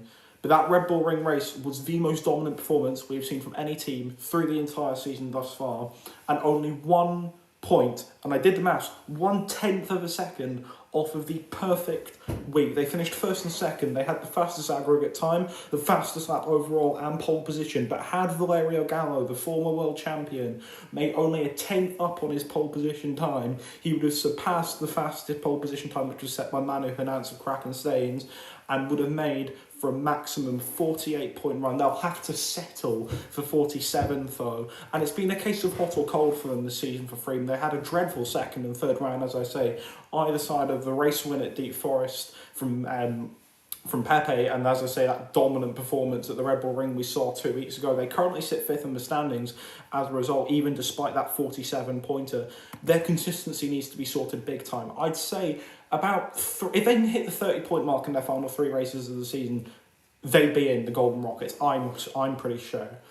But there's question as to whether they would. Even with the performance they showed 2 weeks ago, there's questions as to whether they're consistent enough and whether the driver, well, I mean, there's no question the drivers are talented enough, but the sort of unpredictable element that the InfinityGSeries brings, Freeman definitely in a battle to even stay in the Golden Rockets in the first place. They managed to pull it out of the bag 2 weeks ago. They need to do so for the rest of the season realistically if they want to hold on to their top 6 spot. It'd be a major shock if the reigning champions weren't even able to defend their title at the Golden Rockets come the end of the regular season, but that is a very real possibility. If they have another couple of rounds like we saw at Mount Panorama and Lake Maggiore at rounds 2 and 3, this season. Alien Motorsport had a very good 2-4 finish at the second round of the season at Mount Panorama. Very little to report otherwise. They've been fine. They've been good. They're sitting ninth in the championship. Mehdi Hafidi, the former world champion again, with a P4 finish 2 weeks ago at Red Bull Ring. He's probably been the highlight of the team this season. But I've actually been very impressed with the sort of teammate aspect this season. There was a lot of questions as to whether Mehdi would sort of carry the team, I guess, a la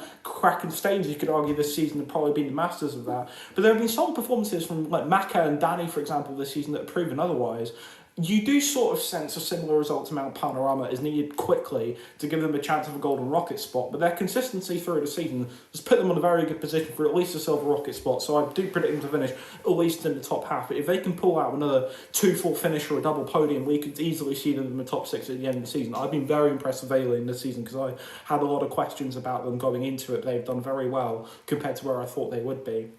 And then the final team in this split, I called them my dark horses for a golden rocket spot at the start of the season. And I think it was actually Mr. Alf who agreed with me on that. Thunderlight Sim Racing, the signs have been there for them. They had a 25-point hole at Lake Maggiore with a podium finish in there. But any momentum they had from that race has been completely unravelled. It was a dreadful race for them 2 weeks ago. 10th and 12th on merit, no penalties or anything to do with that. That was their pace. And they only took home 8 points from that round, meaning they are in a dangerous spot, but they might not even make the Silver Rockets. They're currently sitting P18 and 18 points off of that top 12 spot that they need to get Silver Rockets playoff action at the end of the season. I reckon they still have it in them, but they do need a major revival. They have potential. They're Pool B finalists last year. But if they have any hope of not being in the basement post-Barcelona at the end of the regular season, they need a couple of podium finishes realistically, and they can't afford to drop off the pace like we saw at the Red Bull Ring 2 weeks ago. So that's your second race, your final race of the evening. I hope it's a good one. I will see you back here tomorrow to preview our final 2 races, races 3 and 4 on Tuesday evening. But from that, it's bye for now, and back to the guys in the commentary box. Thank you very much, Finlay, for those presentations video. Thank you very much. And we are back live for the second race of the evening with our 6 teams. Finlay just presented to us. The Vanquish Sport, the new leaders in the general standings, are on track with, I see, Floris and Maxo for the Vanquish Sport. Maniacs Revolutions also there this evening for this second race of this round 5. Hydra Range Sport as well. Simfremi Sport with Honda Lover and world champions in 2021 Valerio Gallo and his teammate Alou for the Simfremi Sport will be on track. The Alien Motorsports with who is on track? It's Joko, the Frenchman, and his teammate who it is. I didn't check who it is. Who is the second Alien Motorsport driver? It's Danny CR for the Alien Motorsport for the second car. And last team, the Thunderlight Sim Racing with Navarrito and his teammate. I think it says no, it says it's for Range Sport. It's Borsman. No, Borsman for Maniacs. It's Alvaro, sorry. And it's gonna be, Jomas, a very interesting qualifying session with some big teams again on track and some very, very good drivers. Yeah, I'm looking at the racer, so Valerio Gallo. I don't think anyone needs to tell about his speed. He's been around since forever. I have to admit, since 2018. Yeah. I just have to admit, watching the race, not driving an Honda is quite weird, but it's okay. Did they miss the stopping zone, or am I just... or maybe it was the first qualifying session they inverted the stopping and waiting zone, maybe, in the first qualifying session, no? Oh, no, it's here. Right. No, yeah, it's here. No, yeah, it's here. Yeah, it's here. Yeah, it's here. I thought it was in the hairpin for some reasons. Okay, yeah. Yeah, it's all yeah, good. I was watching Valerio, like he smashed the pre-practice. He smashed the pole position in previous race. So I'll be very, very eager to see what he does. Yeah. he was also doing a bit of fuel burning in Mhm. his out lap. Mhm. Something I haven't seen much on the other race, so might help a bit, losing 1 or 2 kilograms on the car. Yeah. So yeah, that's gonna be very interesting to see. We all know how fast B Racer is. We all know, he's a world champion. We've seen him starting like in 2018, pretty Yeah. much. And ever since, yeah, he I don't think he has enough world titles for the speed he's got. To be totally honest, but that's sometimes the way it is. Yeah, while the first teams are called first the RS Hydra Rennsport, Thunderlights Racing with Alvaro and Navarrito just being called in second position. The third team, I think, to be called are the Maniacs Revolutions with El Ferro and Mr. Borsman, MR Borsman. For the three first team called in this qualifying session. I'm just gonna take a look at the fastest lap in the qualifying in the first qualifying session. Sorry. 0.7. And Valerio was in 0.4 for practice. That's absurd. Okay. 42.834. 8. Yeah. Okay, yes, it's about 4/10 faster, which is a lot. Yeah, fastest lap set by Brea for the Azteca in the first qualifying session.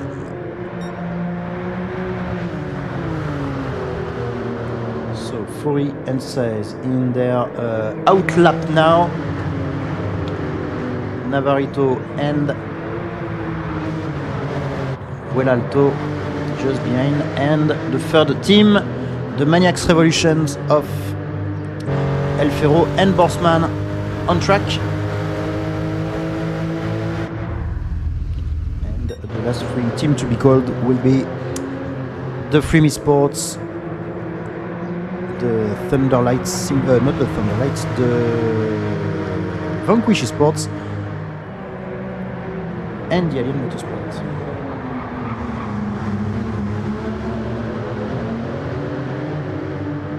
How does it feel for 6 cars on track, Jomas? It seems quite okay, safe maybe with the curbs and everything. It's hard to say in our lap, honestly. We'll see in the qualifying. That's when it matters anyway, because you have the pressure of delivering in one go. It's so easy to actually not deliver. Yeah, So and let's see. let's see right now with Fury and Saez in the first corner. Turn 1 and 2 are quite okay, quite good for the two Hydra Rennsport drivers. Oh, Saez very close of 3. Yeah. Maybe too close, honestly. And it's starting for the Thunderlights drivers with Navarrito and Alvaro.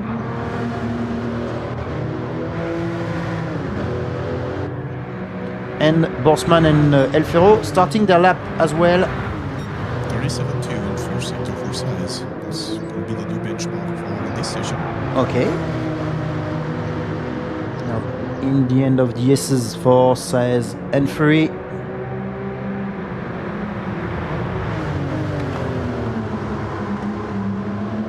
For Navarrito, 36.8 for Alvaro as well. So much better for the TLS drivers. End of sector 2. 36.4 earlier. 11.4 I saw in Fury's car. 36.5 for Borsman. Okay. So Borsman is the one to mark now, I think.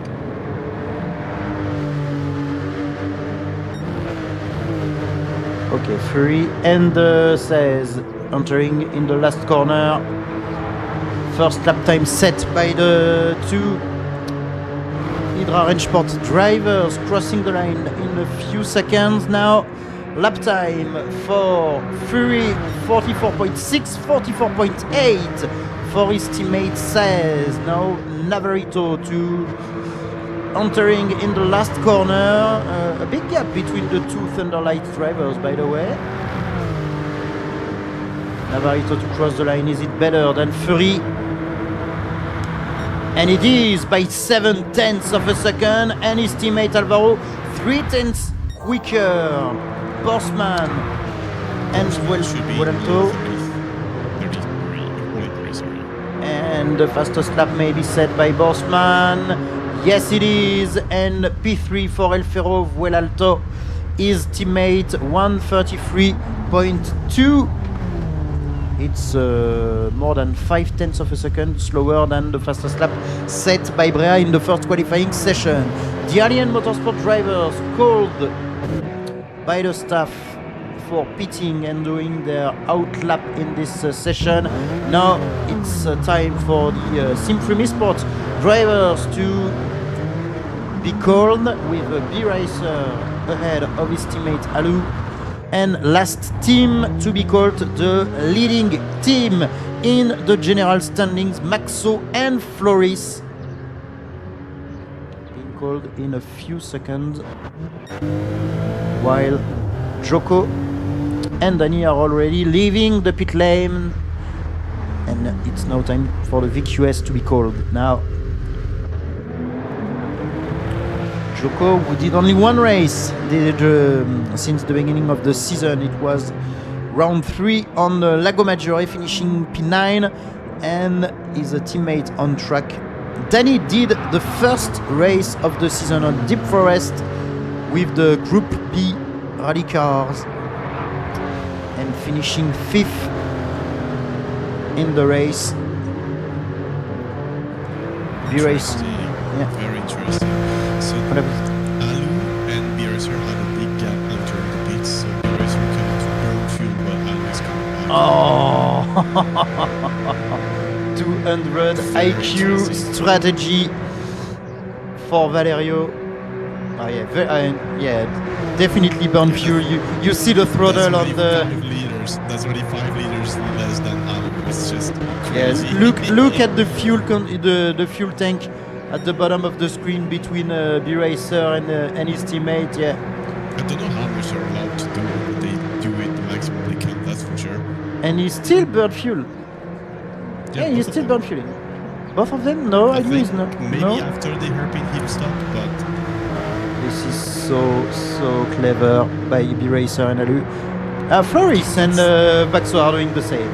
They are doing the exact same thing. While Joko and B-Racer has so yeah. much less fuel. But yeah, after the hairpin, they stop. Yeah.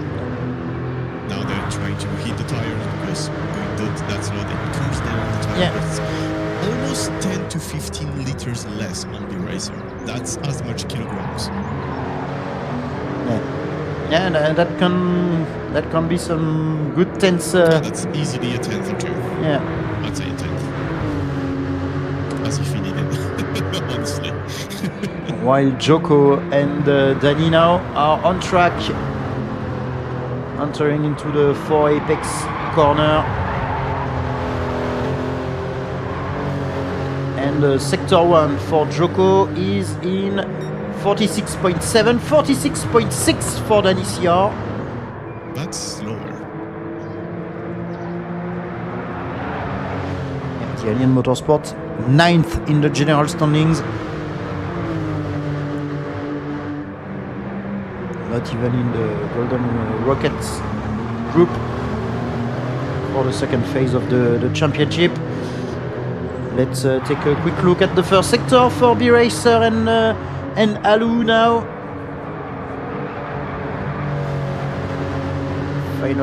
First sector, for Valerio Gallo is in 46.4. That's pretty quick.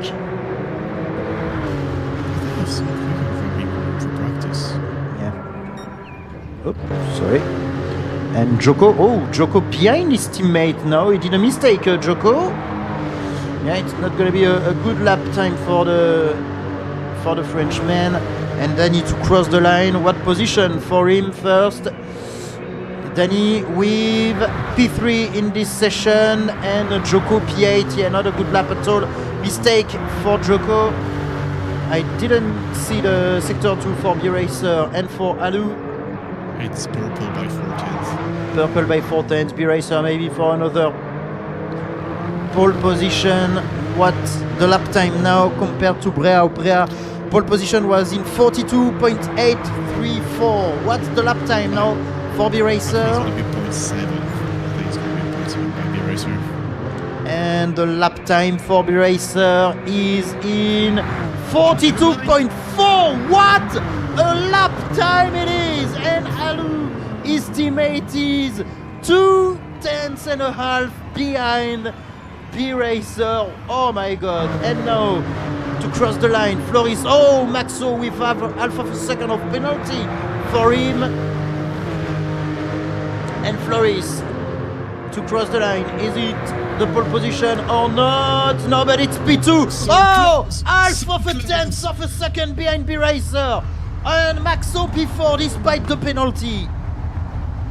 Oh, this is gonna be fun between Vanquish Esports and Sim3 Esports. What a lap set by B Racer, but Floris was very, very close to take the pole. Oh yeah, very, very close. And behind those guys, the best of the other, I would say, Bossman with a very, very solid P5 in this qualifying session. Alvaro P6, Danicia P7 for the Alien Motorsport, El Ferro Vuelalto P8, Navarrito P9, Fury for Hydra Range Sport in 10th position. His teammate says 11th, and sadly Joko last on the grid. Yeah, 9 tenths behind says lap time. Yeah, terrible mistake for the Frenchman. Yeah, not a very good qualifying session for the two Alien Motorsport drivers, Thomas. No, not at all. But there's still like a race to go. Yeah. As we've seen, you can play smart with the strategy. Yeah, and we So had if you- a driver disconnected, by the way. Oh. Yeah, Danicia disconnected. Maybe it's gonna be manual grid then. Yeah, we will just take the lap time, because with the disconnection, his lap time is saved, but he will be classified in 12th position. So yeah, and he's back to the lobby. He was P8 or P8, I guess. We'll see that. Anyway, I think his lap time will be taking count. But yeah, B Racer with a very good lap time, but behind it's very, very close, and yeah, Floris can be a big threat for the Italian driver. That's now the question is how much Floris or how consistent is Floris in that lap times compared to B Racer? Yeah. I've seen B Racer in practice. He was easily in the same territory. Is it a one lap wonder for Floris, or can he actually match the pace of B Racer? That's the There's one question. slipstream, so that's gonna help. Yeah. But once you're in front, how much is it gonna help you? Not. So that's still plenty of questions, and I will say that the two World Tours world finalists and even the world champion are P1 and P2. And Maxo is I think Maxo is qualified for a World Tour. For a World Tour. Is he? What's his name? I think he's. Let me check. Or maybe maybe no. I'm not sure now. Well, anyway, there is Iceman. Yeah, it's VQS Iceman. So yeah, he did. I think he did. Yeah, I think he did. I think he already did World Tours. Well, the results of the qualifying session: B Racer on pole. Alu as well. Alu as well. Yeah. Okay. So 4 World Tour to the top drivers. 4. And in the top 4, exactly. Yes. Only 1.5 of a tenth ahead of Floris B Racer. Alu 2 tenths and a half behind his teammate, but he will start in 3rd position. Maxo, the second VQS driver, is P4 in this session, but with a penalty, so his lap time is not very representative of his pace. He is easily in the battle with the 3 guys ahead of him. Bossman for the Maniacs Revolutions in 5th position. Alvaro for the Thunderlights P6, and his teammate Navarrito P8. The second Maniac Revolution driver El Ferro Vuelalto is in 7th position. Fury P9 says P10, Joko P11, but yeah, with Danny CR P12, but 33.6. It would be P7, Danny CR, El Ferro P8, Navarrito P9, Fury P10 says P11, and Joko P12, if I'm correct. Alu instead did the Toyota Cup. The famous. And qualified this year with Ferrari. Yeah. Oh yeah, true. Okay, let's just go back to this. Host has ended the game. Yeah. We will redo the lobby to allow Danny Sier to compete in the race. Don't tell anyone I'm gonna be on track. Is the lobby open? Not yet. Not yet.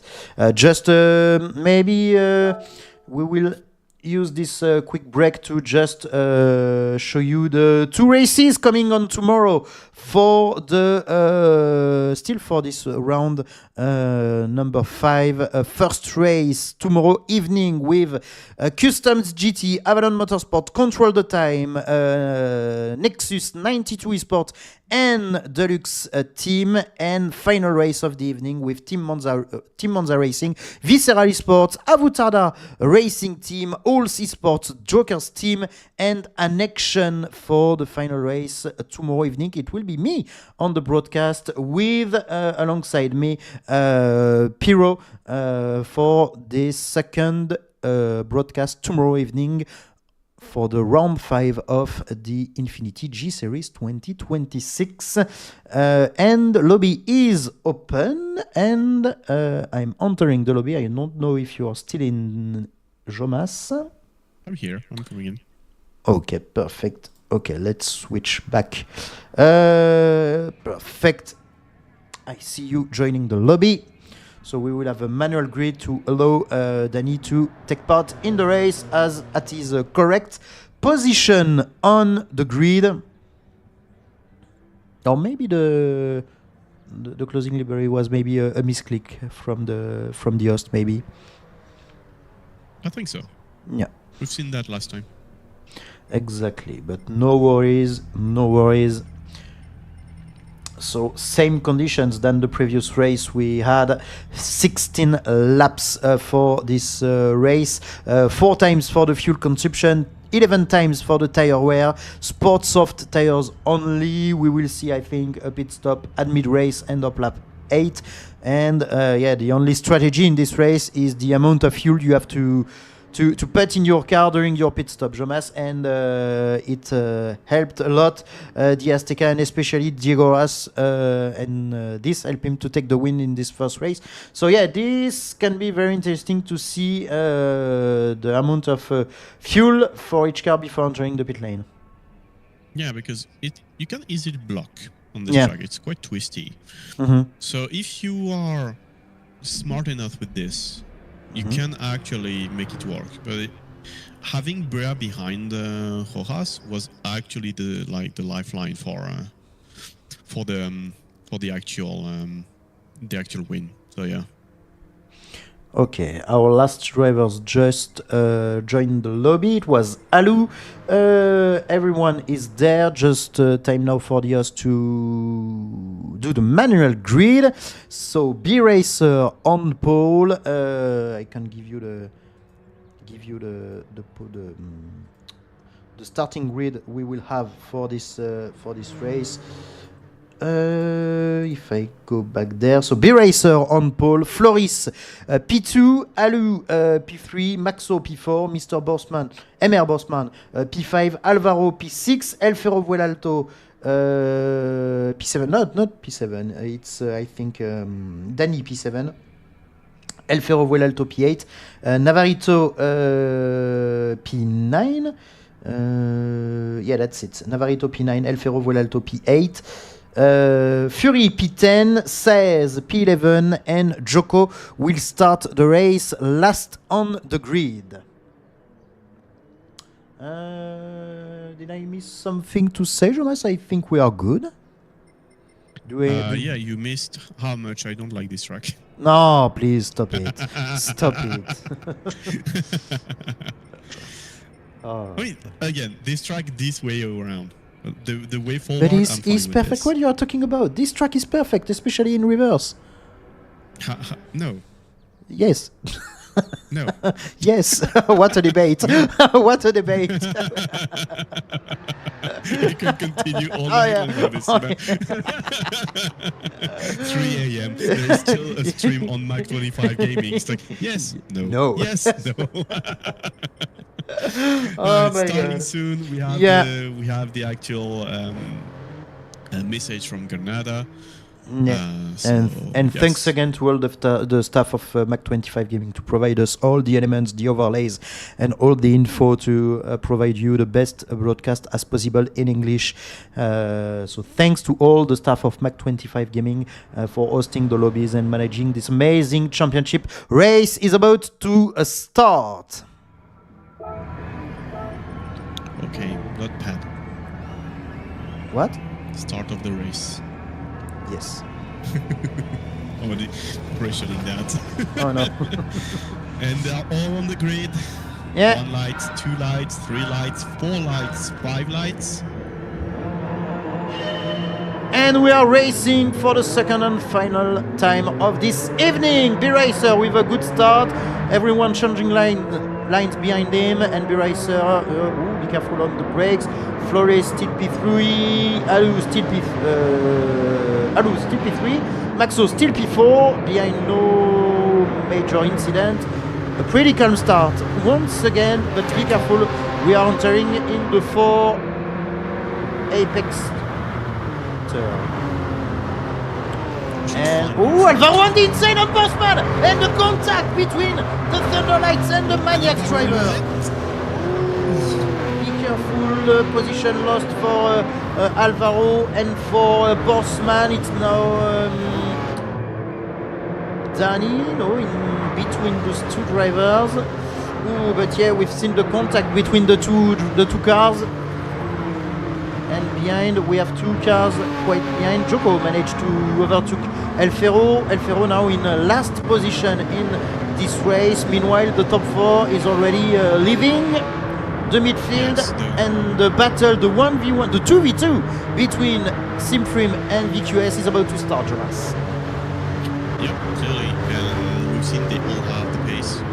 They are all world tours, world finalists, or even world champion in that group. So they kind of know each other, or they know the tricks one to another. But I just made a small mistake, which gave a gap with Flores. So let's be cautious about this. So it's not a 1v1 and 1v1. Let's That's gonna be quite different from 2v2. Yeah, let's just rewatch what happened between Alvaro and Borsman at the entrance of the 4 apex corner. Oh, Borsman sliding before, and it was quite difficult for Alvaro to avoid him. And then, and Danny overtook 2 drivers with this incident. Yeah, very good start for the Alien driver. Meanwhile, beginning of lap 2, and yeah, B-Racer is having a tiny gap with Flores. And let's remember, there is weak slipstream, so it's going to be harder than usual to lead the guys behind. So if B-Racer can make a gap to Flores, then I don't think anyone's going to see him again unless he makes a mistake. Yeah, and good start for the Alien drivers who gained the position each. Joko P11 now, and Danny Sierre started P7, is now in 6th position with Alvaro for the Thunderlights just ahead of him. I thought Alan was about to hit Flores. 2 different lines in the hairpin. One enters very well, the other one really turns it early. Yeah, that kind of difference in driving style can cause issues sometimes. So. Into the chicane now for the second time. Oh yeah, different lines for Alu and Maxo. Very aggressive for the German driver.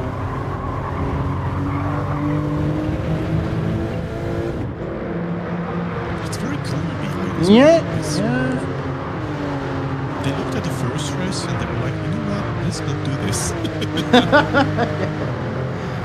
I don't know if we can show the actual standings of the... No, we don't have the lap time, the total race times typed and to show you for this evening. We will do a resume on tomorrow evening before the first race of the evening, of course. But yeah, pretty much more calm than the previous one, Jonas, this race. Yeah, it's very, very cool. Like, I'm surprised. Yeah. I'm actually surprised to see how calm it is. That there's a little gaps here and there. People are just, looking at each other. Maybe do they try to save some fuel to have a short pit stop? Oh, Floris with a penalty. Yeah, Floris with half of a second of penalty for track limit abuse. And yeah, this is a good opportunity for the Sim Freemy Sport to be 1-2 at the beginning of the lap 4. Yeah, because you're in the gap. There's all the chances that he's gonna overtake Floris. Yeah. And they did, if I remember correctly, a 1-2 2 weeks ago on the round 4, the Sim Freemy Sport. If I take a look at my notes, yeah, they did 1 and 2 with B-Racer and Frey on the two Mazda cars around the Red Bull Ring. Ooh, 7/10, maybe not. Yeah, there are gaps Maybe now not. between There's the a four gap leading now. cars. Yeah, we have a 7/10 of a second gaps between P2 and P3, and also between P3 and P4. And It's gonna be too Floris short. serving the penalty. Alou with the fastest lap 2. Fastest lap of the previous race was in... 42. maybe I can give you the correct lap time. 42.569 for Cuerdo, the Krakenstein's GT driver. Might be for the summer, but the race with less fuel. Yeah, exactly. And we're already a big tenth behind this lap time for Alou. So it's pretty quick. B-Racer, yeah, B-Racer is not really leaving, and Floris has more fuel. It might not be so easy for the road champion. Yeah, and more fuel in the car means less time in the pit lane for Floris, so maybe an overtake during the pit stop, sorry. This is a possibility. Yeah, this is a possibility. Maybe. While Navarrito on the inside of Borsman in the hairpin, but too far behind to finish the move for Navarrito. Borsman still in 7th position after the incident in the lap 1. Fury in 9th position. Joko overtook Saez, now he's in 10th position. Floris was 210 in the chicane. He entered on the suicide and not on it. Okay. Not under the car, so he was really unsettled. So small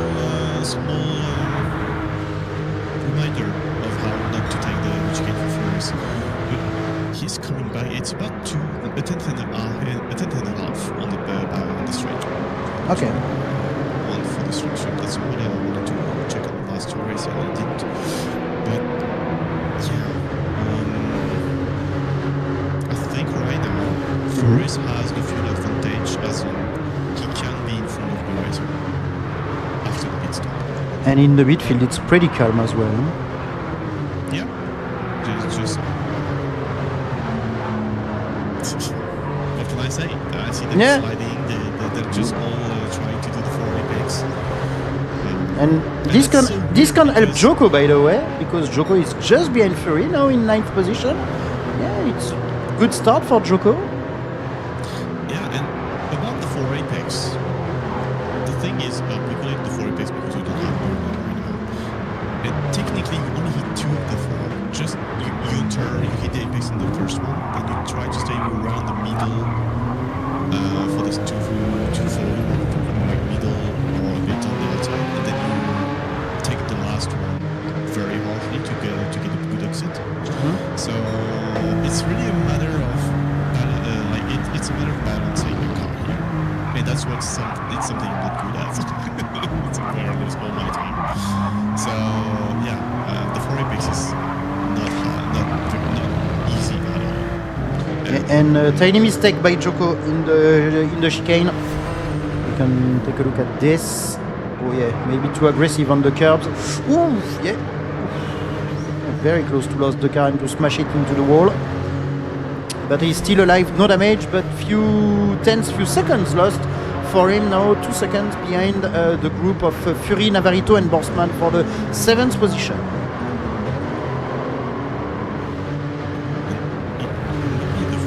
It's very interesting. Like, Gseries has really less fuel compared to Flores and Alu. And even Maxo has even more fuel than the rest. So that's gonna be... I don't think he's gonna be before after the pit stop. Oh no, yeah, we can have some changes in the standings after the pit stop. P11, there's a fight. Yeah, between Saez and Alfero Vuelalto. Yes.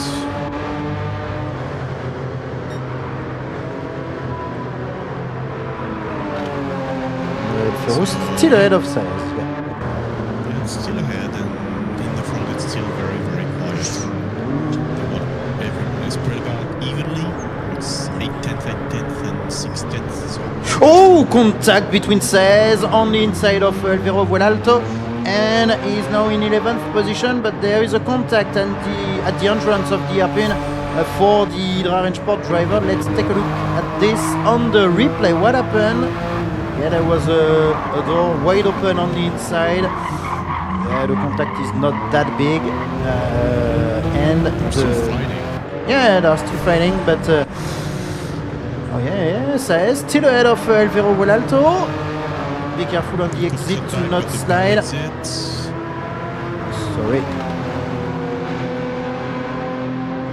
Yeah, it's even battling for the last position. That's quite interesting, but yeah, Saez now is ahead. And Floris very close of the racer only. Closer and closer, so. Yeah, and Alu is losing some. Alu and Maxo both are losing some times. Yeah. Yeah, it's definitely Floris who's faster, because the two others are pretty much at the same. Ooh, B-Racer a bit wide on the exit of the 4 apex corner. But Floris. Oh, and the penalty. Yeah, yeah, he was too far outside. B-Racer is penalized by half of a second of slow zone to serve at the end of this lap 7, and this is the perfect moment for Floris to take the lead before the start of the lap 8 and before the pit stop.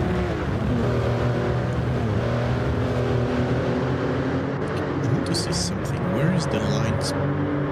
He was on the red part at the he was on the red part. No. What I want to see is the penalty zone. Where is it exactly in reference to the pit lane with entry? I don't know. I don't think it's wise to do 9 laps on a set of tires, but it could be a possibility if it was a big penalty. We'll see that. What's the? No, it's after. Yeah, it's after. So yeah. you can't actually go in the pits and have a penalty served. Yeah. So penalty served, but B-Racer managed to take. Yeah, he managed to create a gap. Yeah, he made a gap. He made a big gap. And thanks to this gap, well, Floris is still behind Valerio Gallo. Alu and Maxo are back now in the battle for the lead. Well, not that much, because there is a 8th and 9th, 10th gap. While, hey, there is also a battle for the top 5 with Danny, Sierra and Alvaro. Danny, who overtook Alvaro for the top 5. Was wide. Just taking a look if everything is all right for the drivers in the midfield, and yeah, Saez and Alfero Vuelalto still very close, battling for the 11th position as well, and end of lap 8 incoming, and everyone is about to enter into the pit lane. Oh yeah, there is a big margin, a big gap in terms of fuel remaining in between B-Racer and Floris car. Alu is not very good on fuel compared to Maxo. There is a possibility where VQS leave the pit lane in first and third position. Unless B-Racer or Alu refuel less than the VQS drivers. I think B-Racer is going to lose a position at least. Considering the fuel, I don't see it happening. What a gap he did! What a gap he did again! Yeah, but it's a second, or 5 liters per second. Yeah. So I wonder what they're gonna do, but B-Racer may lose the lead here. Well, and Borsman lost position. He's now in 10th position. Joko is up to P9. Refueling has started for the leading cars now. Floris is leaving less fuel compared to B-Racer in the car, and he will be far ahead. And also Maxo is now far ahead compared to B-Racer and Alu. It's not 1 but 2 position lost for B-Racer with this pit stop. Alu is in 4th position. What a move in the pit lane by the VQS drivers leading now the race, Jonas. But now they have about 10 liters less compared to both B-Racer and Alu. Yes, so they will be free to go flat out when they will be stuck into saving mode. Yeah, What Danis. Maxo can do is being the shield. Yeah, As like much as Brea he did can. on Diego. Yes, and then Flores having the wheel. Yeah. But can it? Oh! Borsman smashed the car in the 4 apex corner. Ooh, that was quite heavy. Not gonna lie, what happened on Borsman's side? Okay, he slightly lost the car. Oh yeah. Penalty for Maxo. Penalty for Maxo? Yes, penalty for Maxo, half a second. Oh yeah. So the shield may already be dropped for B-Racer. Oh yeah, not a good news for Maxo and for the VQS. Sorry, while we were watching the big crash of Borsman after the pit stop. Floris 1.1 second ahead of his teammate, but his teammate is about to serve half of a second of slow zone penalty, which means B-Racer is about to be back in 2nd position. Yeah, that was close. Yeah, he's gonna lose it. Yeah, he's gonna lose the position. But So now not it's gonna be B-Racer the... versus Flores. Yeah. And behind Danis here is creating a gap with Alvaro for the 5th position. Navarrito, the 2nd Thunderlights drivers in 7th position. Fury and Joko battling for the P8 as well. Joko on the inside, beginning of lap 10 for being back in 8th position. Very, very good race for Joko, starting last on the grid and now up to the 8th position. He is now 4 seconds behind the 2nd Thunderlights driver. And Borsman, I think, is now last in this race. I was watching B-Racers for Apex Corner. I was astonished about the speed he carried. We'll see that on A the... tenth and a half on Flores in just that part of the track. And Alu is also very close of Maxo now, with the penalty served a lap earlier for the German. Fuel. So slipstream plus fuel saving, that might not be good. Yeah, Especially if the 2v1 is 1v1, v1, v1. exactly, yeah. Leaving the chicane now for Maxo and Alu. That's gonna be the fastest lap of I think the entire You think? witness from the racer years. I think so. Fastest lap was in 42.5 for Cuerdo in the previous race, and it's 0.2. Oh, smashed by 3/10 this fastest lap, and B-Racer now back in. Oh, it missed the apex on turn 1. The B-Racer, slipstream! yes. The slipstream! Oh,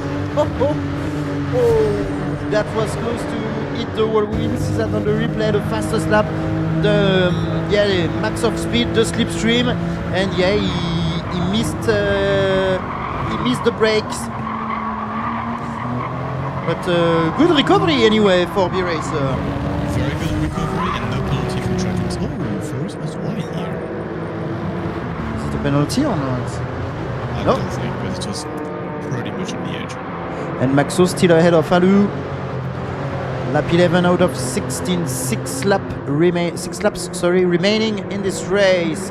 And we've lost Joko, who maybe did no, he's already back on Fury. Oh, he was behind the 2 TLS, so he lost a position, sorry. Fury back to P8.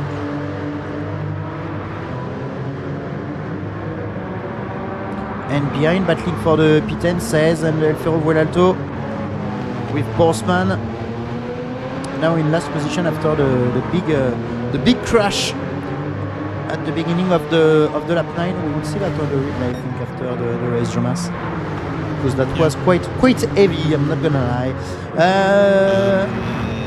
Less than half a second. Yeah, I'm on it. 4/10. I am on it. Do you know the movie Joe? Yeah. That's be racer runner.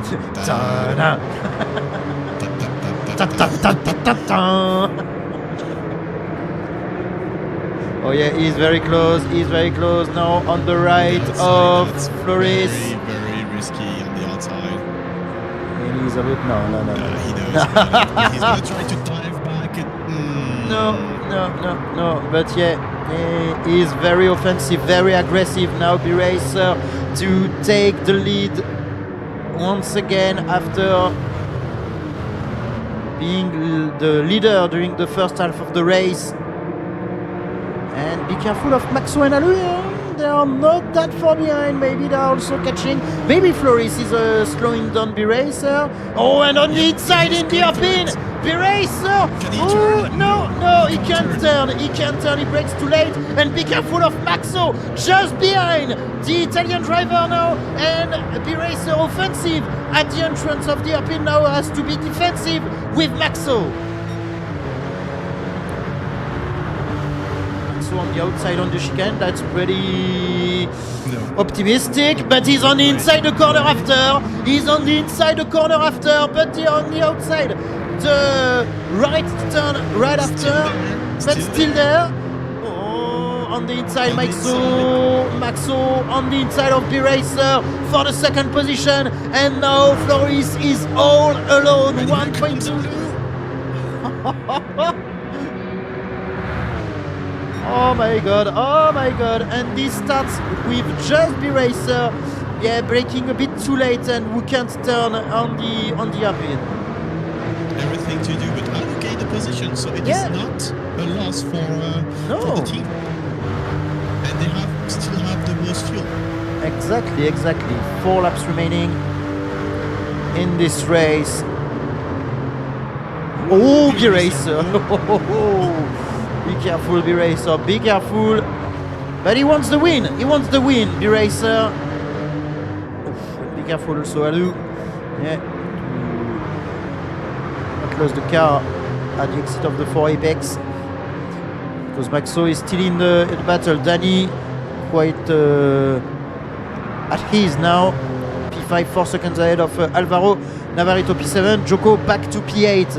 After overtaking again, Fury for the 8th position, Fury P9, El Ferro Vuelalto P10, Saez P11, Borsman still in last position, but not far behind of Saez, only 2.5 seconds behind. Lap 13 is about to end. Floris still leading, B-Racer and Alu just behind the Dutchman, and Maxo wants to be back on the podium. Oh, we will have 3 last lap, absolutely amazing with those 4 guys. Floris lost 3/10 in the chicane at the exit, so it's not over. It's definitely not over. But the fuel level is beginning to be on par with B-Racer. Like, B-Racer uses a lot of fuel compared to 43.3 for Floris last lap, 42.7 for B-Racer. He gained 0.6 of a second, and Alu! Alu lost. Maxo pushed him. Oh, he pushed him. Okay, my bad. Maxo remains behind Alu. Let's watch this on the replay maybe. It's Maxo maybe, Maxo will brake too late. And there is this contact with Alu. but no position gained for Maxo. He remains behind Alu to not take advantage of this contact. And now B-Racer, it's now a 2-1v1 incoming between VQS and Simfrim, Jonas. Yeah, it was for the past laps, but it definitely is now. The road floor is, well, good and great. Can't say good and great. Git good, Floris. Oh, it's so far so good, to be fair. Like, strategy is on point, the base is here.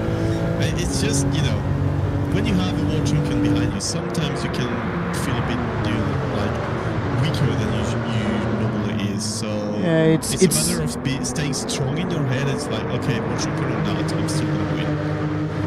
But yeah, they both have comps to play. The fuel is pretty much the same. So yeah, it's gonna be a matter of surviving the 2 last laps or defending them. Well, 2 laps to go. Defense. Yeah, exactly. B-Racer on the outside of Floris. Yeah, nice defense by Floris. On the inside, B-Racer. Oh, the cutback from B-Racer on the inside, exit of turn 2, and he's now in the first position on the position tower. There is the 4 apex. Floris doesn't want to lose this first position. He's on the inside. B-Racer has to be back in second position, maybe. The cutback at the exit of the 4 apex. No, Floris is still leading, but it's very close. Oh my god. Yeah. I think B-Racer has to overtake before the chicanes. That's where he gains a lot of time compared to Floris. So maybe a big dive in this hairpin, but that might be a bit unwise. Oh, tiny contact between B-Racer and Floris. Yeah, we've seen that. Careful on the exit. Floris on the inside maybe, but B-Racer also want to be on the inside. And he... No, Floris stay on the inside. He send B-Racer on the offside line. And Floris at the exit of the chicane still leading. 1 more lap coming. Final lap. 1 lap to go. Fuel is not a concern. Oh yeah, now it's a 1v1 between Floris and B-Racer. Alu just behind. Can Alu help his teammate? B-Racer again send on the outside line. Floris on the inside, turn 1 and 2. There is tiny room left by Floris on B-Racer. Floris leaving the turn 2, still leading, but he's now on the outside. It's B-Racer on the inside. Position for the 4 apex. Yeah, B-Racer in a very good spot for taking the lead in the 4 apex, sending Floris on the outside line. Oh, the slide for B-Racer, but he's still ahead. The world champion is now leading, and Alu is just behind Floris. Oh, very clever by B-Racer, but there is the hairpin where Floris can try an attempt on B-Racer to take back the first position, and Maxo and Alu are now very close. That's too far for Floris. Yeah, that's too far, and be careful of Alu. But with a nice exit, he may be able... the grass. The grass. Yeah, and Alu is very close, Maxo as well. Oh, it can be a 1-2 for the Simfrim if Alu is doing the perfect mode on Floris. He's maybe doing it. No, he's not. Floris very defensive on the inside. Nothing to say. B-Racer leaving the chicane in first position. Floris P2. I think the position will remain the same until the end, unless there is a mistake in this last corner. No, that's all good, I think. Be careful, Floris on the inside. Or maybe the photo finish for the second position. B-Racer taking a... Oh, the photo finish! And Alu! Oh, for 22 thousandths of a second! Taking the second position of this race. Oh, my God! What a finish! And Floris finishing third in this race. Maxo fourth. Danny in the top 5. The two Thunderlights 6-7, Joko P8. But what a finish, Thomas!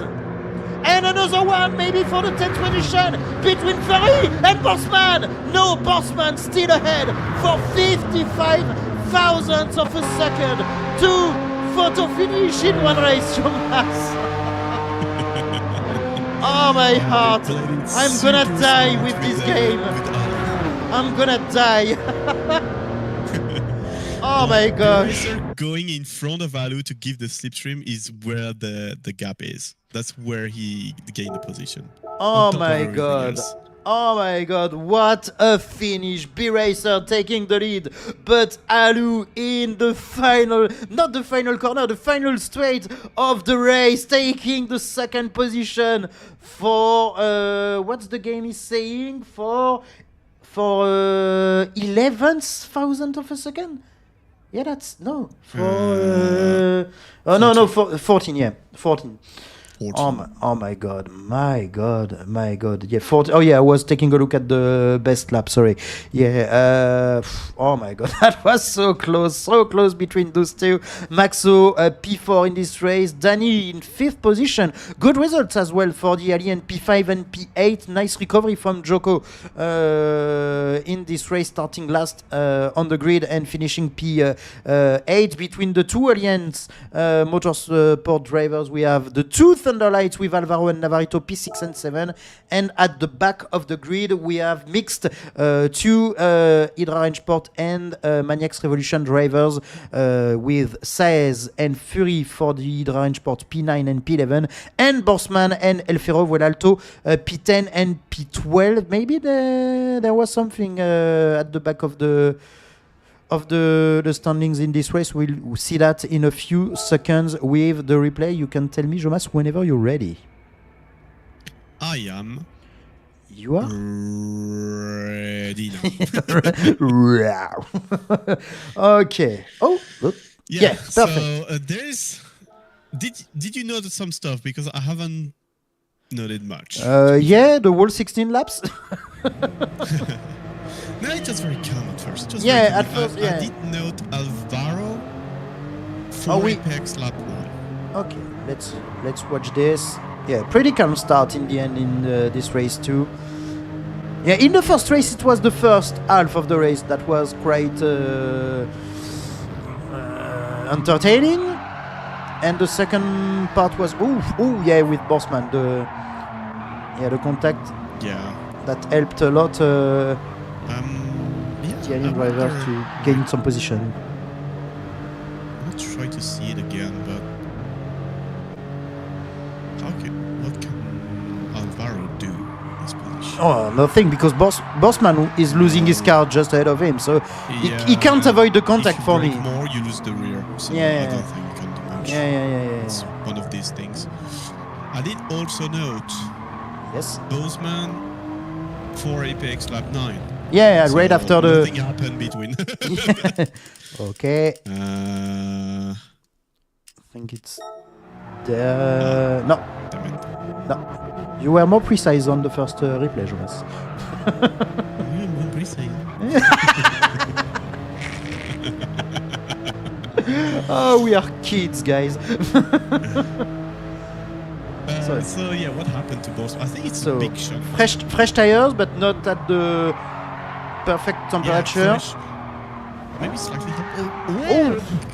Yeah, that's what we've seen. Yeah. He jumped on the curb. He jumped on the curbs and smashed the car on the barrier. Yeah, that's not optimal. Yeah. The return was almost questionable. Let's see that from maybe behind. I think he's losing the car before the tiny contact with Joko. I think there's a tiny contact that doesn't help. But it was just gone already. Yeah, it was. The contact doesn't help, but there is this slide anyway. He wants to be back in the final corner. Wow! I think you can see below the car. I think you can see Joko. I think. Yeah. Guess who is behind this Porsche? A train may hide another one. Yeah, that's It's a rocket ship. This curb is a rocket ship, so it's a launch. Yeah. In this picture, something is not right. Oh my god. Or if you just do this, what happens? I'm just curious. Yeah, everything's fine. All is good.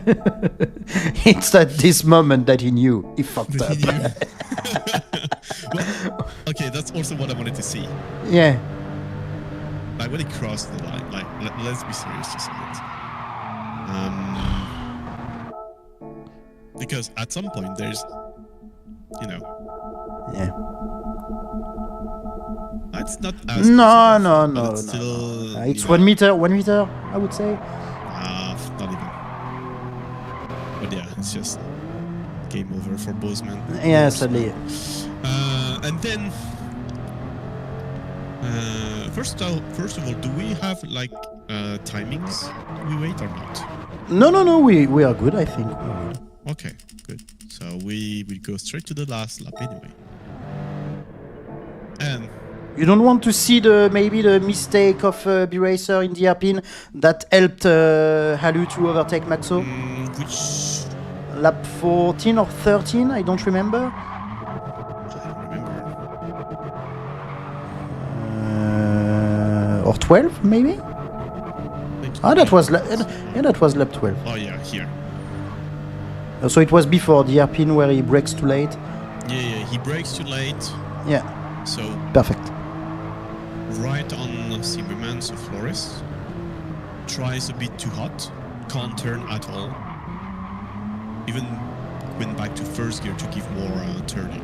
Yeah, But then Iceman, so Maxo, was right in the bumper, and then there's Flores who gives the slipstream. Exactly what will happen in the reverse situation later on. yeah, Just to give the outlap and try to go on the outside, which works up until now, because here, this corner, you can't really go on the outside. So you have to try and cut back, which he does. So it's just enough to block Valerio from taking the optimal line, even if he knows he can't overtake. It's still enough to block him and give Flores a shot. yeah, Because they've lost about a second and a half just in this. Like, look at the gap. yeah. But then Alu is like, oh, you're doing all of this for me. Thank you, mate. To take all the optimal lines, I'm gonna take the stream of my teammates. Pump draft. And then, yeah, job done. Bye. See you later. So that's what happened. And then, so they fired a balloon more. And just before going to the final laps of the race, just good evening, Flores. Congratulations for this amazing race. Flores Jane. Flores saying, GG SFE, that was a great race. Yes, it was a great race. Yes, and it was very good. With an amazing finish. Not the best one expected for the VQS, of course, but still very, very solid results for you. Finishing 3rd and 4th this evening, so good points took this evening for the general standings anyway. But what a battle it was between you two and the SFE. Thanks for the show, Flores. Thank you very much. Here, nothing dramatic, I think. But then that's when everything unfolds. Just casually coming back in the slipstream, like, I don't want it now, I just want to take it when I want.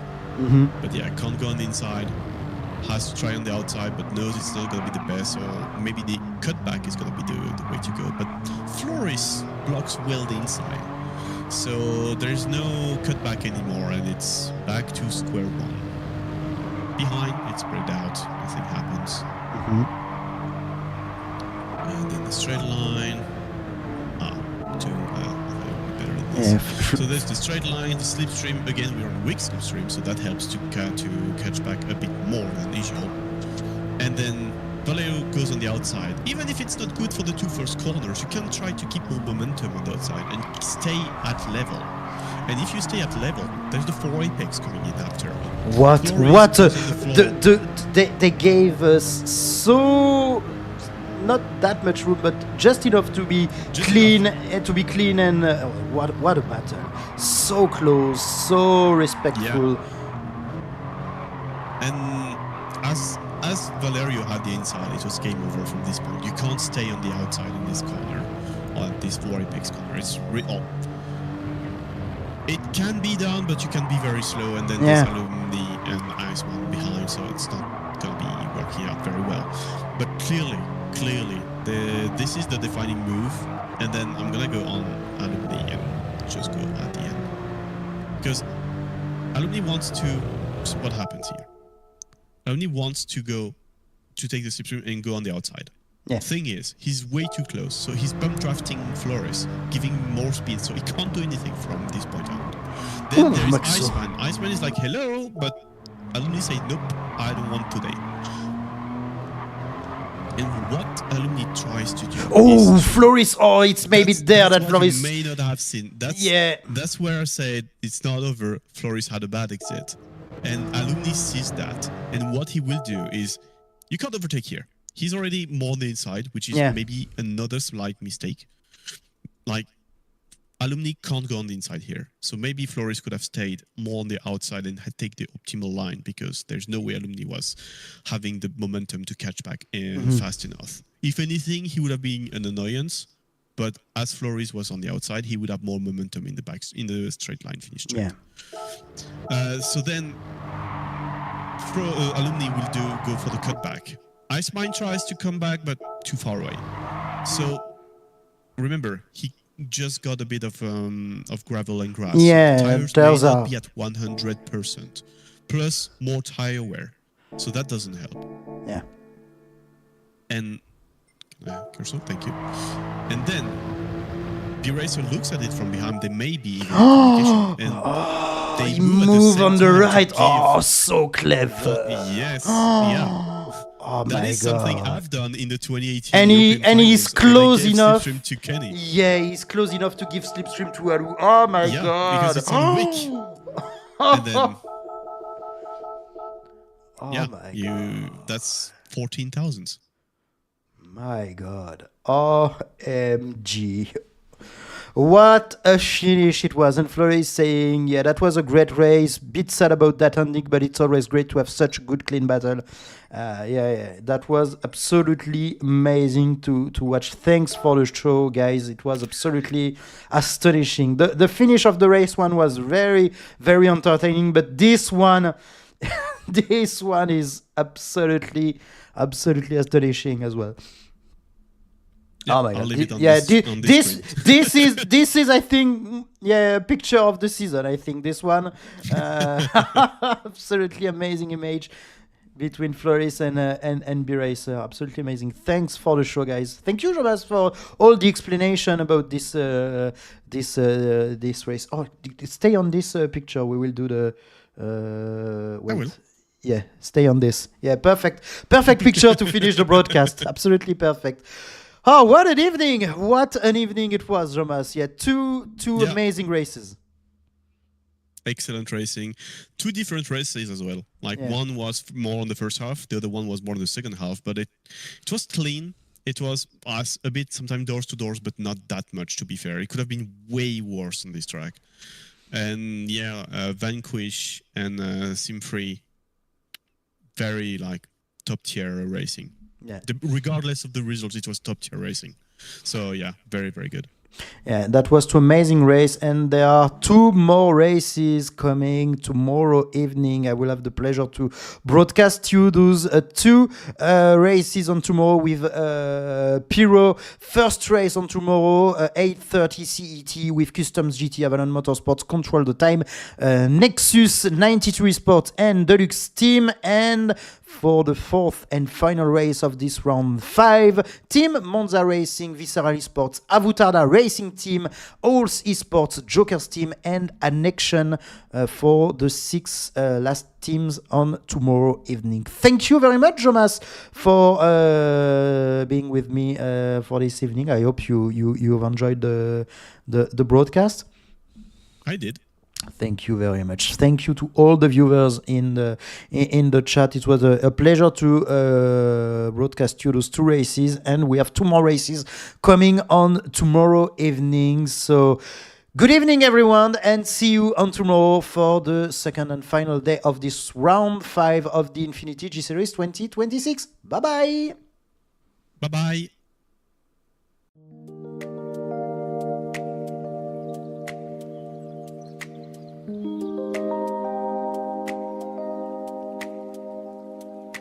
Thank